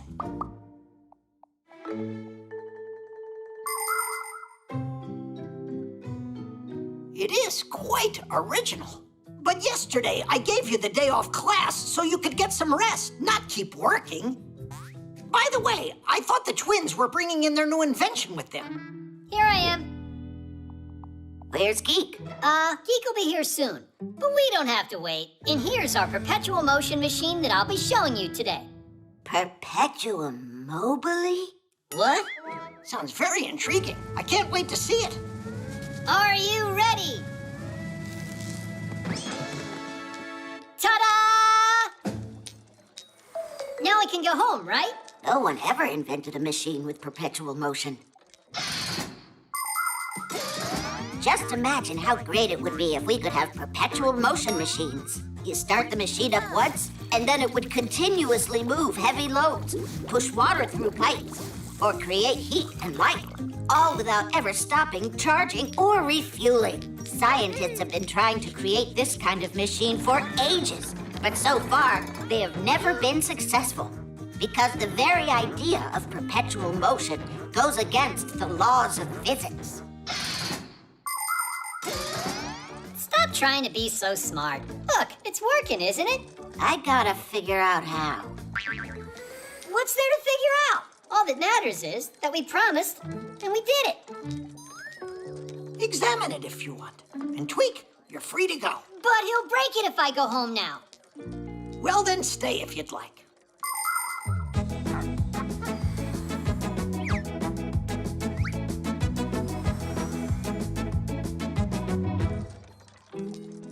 I still don't get how they made this work. Aren't you tired? You've been doing that for more than an hour. You plugged it into an outlet. That's how you did it. Where's the wire? It's your idea. You find it. Uh-huh. It's probably got an air supply in it somewhere on this thing. Or... It turns on its own, Digit. How can you not understand that? On its own. You're wasting our time. Just stop already. The wheel's starting to slow down. You're seeing things. Are you done? Is the examination over? It's hard to believe, but it looks like you really invented a perpetual motion machine. It finally sunk in. Why don't you go tell the professor? And I am going home. What took so long? I really thought I would die. Next time you pedal. Relax, brother. We got out of class. Geek, you kept going for a while in there. Inventors through the ages have aspired to create something brilliant that would bring them eternal fame, but it rarely happens. Since long ago, there's been the dream of inventing the Philosopher's Stone, a substance that could turn any metal into gold. Alchemists used to mix all sorts of things together in their attempts to create it. In ancient China, emperors desired an elixir of immortality that would let anyone who took a drink of it live forever. There were a lot of pretenders who would come to the emperor saying, "I have found the recipe for eternal life." But you and I know that this was just a lie, because that potion can't possibly exist in our world. A true scientist doesn't betray science just to become famous. So that's how you got it working. Good hoax. And for your effort, you two can still take the day off. Right now, a couple of sick days is what I need. Oh. And for your next project, how about making that potion for eternal life? Give us 2 free days, and you can consider it done. Huh? The online store. 1, 2, 3, turn it! Simka, you need to turn it in the opposite direction. No, it's righty-tighty, lefty-loosey. Why don't you come down here and do it, and I'll sit back and watch you? My dissertation? It went great. I successfully defended it. Professor Eugenius? No, he didn't congratulate me. I told the professor over and over not to forget about that. He wouldn't be our Eugenius if he wasn't forgetful. You should stop your joking and go and tell the professor about Alysa. 5, 6, 7, 8, 9, 10. Wait, go fix it once again. Hey! Whoa. Guess we shouldn't bother him. Then what do we do now? Look at that, Tweak. What is it? A store on the internet? Uh-huh. The professor probably wanted to buy flowers, but got distracted. I think we should finish ordering them for him. There are so many bouquets to choose from. I'm sure he'd want the biggest one. What do you think these numbers mean? The number of flowers that are in it. Oh, everything's already filled in. The name, address, and a number for some kind of card. There, done. Tadeish! They'll get here in an hour. If there's something you want to buy, you don't have to go out to a store anymore to get it. Clothing, fresh food, electronics, supplies for your pet, or a toy you might like. You can order almost anything you want from an online store without leaving home. It's simple. You pick out what you want, put it in a shopping cart, and pay for it. But kids should only shop online with the help of an adult. Before you know it, your order will be delivered straight to your house. Just as long as you gave them the right address, that is. Ah, what a lovely smell. Oh, there's a note in here. To Professor Eugenius, thanks a lot. I was certain they were from me. Hey, you got it all wrong. They're from him. They're for you. We can fix this, no problem. To Alysa. Done. Another bouquet? These kind of flowers always set off my allergies. Professor Eugenius is so absent-minded. First they get sent to the wrong person, then he sends the wrong kind. We can fix it, no problem. Name, address, done. Why does my phone keep making all these funny sounds today? Don't worry, this time we know that we got everything right. Good job, guys. What is this? How? What happened? Someone used my card and ordered a ton of flowers without me knowing. No, not a ton, just 3. Bouquets, that is. What? You mean you guys never told the professor? Never told me about what? Well, Alysa, she was crying, and you were busy working. We decided to help you out. You decided to help me out by spending a lot of my money? Money? What do you mean, money? You think you can get flowers on the internet without having to pay? That's what those numbers must have been about. But you wanted to order flowers anyway, didn't you? Yes, I did. And look, I've already done it. And then you...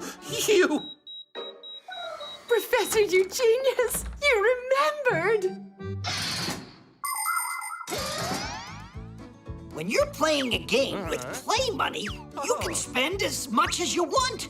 But when you're playing a game on the internet, you have to be careful. Many of the websites out there that offer games and cartoons charge real money that is collected using credit or debit cards. Adults get these cards from their banks or through work. They're convenient for paying at places like restaurants, theaters, or stores. Salesmen put the card in a reader to take money from the buyer's bank account, and the buyer gets a message saying how much money he has left. Now people can pay for things directly from their phones. Only kids, you have to remember this simple rule. Don't buy anything through the internet without the help of an adult. Because with just one click, money can be gone for good. Congratulations on defending your dissertation. You did so well. Thanks so much. But you spent much too much money, dear Professor. Oh, nothing is too much for you, Alysa. Yes, and I'll make sure that the plant is taken care of properly. It will get watered and fed every single day. And I'll watch you, so I can tell you how you're supposed to be watering them. The tooth. Oh, what's that? It's new. Hi, everybody. Today, I've got an exciting test. I'm going to brush my teeth with this, the latest in electric toothbrushes. Oh, now that's speed. That's interesting. That's a seriously powerful motor. Yeah, works great. It really does make quite a buzz, but nothing to be afraid of. Mom! Oh, Katya, I've got something to show you. Well, I'm going first. I lost one of my teeth. See? All right, my friends, see you later. The teeth look great. And I'm sure I'm gonna finally meet that tooth fairy tonight. But she comes real late when everyone's sleeping. Well, I'm not gonna fall asleep tonight. Excellent plan. I wonder what presents she'll bring me. Oh, glad I got this kid's brush, too. An adult human mouth has 32 teeth inside of it. They don't all appear at the same time, but one after another. When children are still too young to walk and talk, their baby teeth come in. And right about school age, kids' baby teeth start falling out and permanent adult teeth take their place. It's not good to lose a permanent tooth because there aren't any more teeth inside to replace it. But whether you have baby or adult teeth, you should take good care of them by brushing and eating less sweets.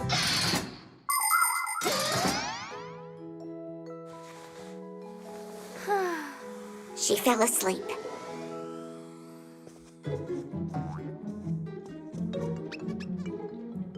Huh, Mom? Huh? I wanted to read one of your books. And why aren't you sleeping? The fairy will be here soon. Oh, right. Whew. I almost got caught there.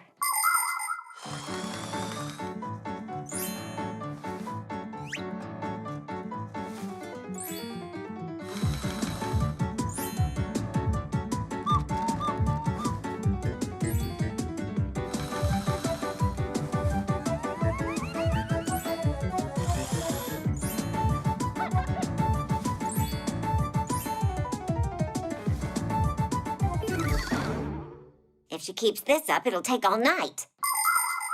I hope it's normal for tooth fairies to bring kids chocolate. A toothbrush would be way too heavy to haul. Huh? Mom, is that you again? A fairy! Uh-huh, the tooth fairy. I can't believe it. You're finally here. No. Just give me your tooth, and I'll give you a present and be on my way. Hey, your wings, they're not real, are they? They're just for decoration. I do my flying on a scooter. Oh, yeah. Wait, is that a pack-a-mat you're wearing? Who? Where?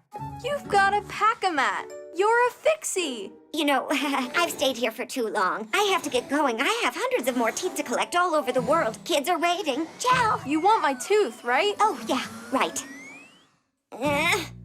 And please say hi to both Geek and Tweak. Uh-huh, I'll tell them. Oh. I see. You're the boy's granny. Oh, that's great. Shh. Do you know how to keep a big secret? Uh-huh. Yeah. I'm their boss, yeah. Well, I gotta go. Tidish.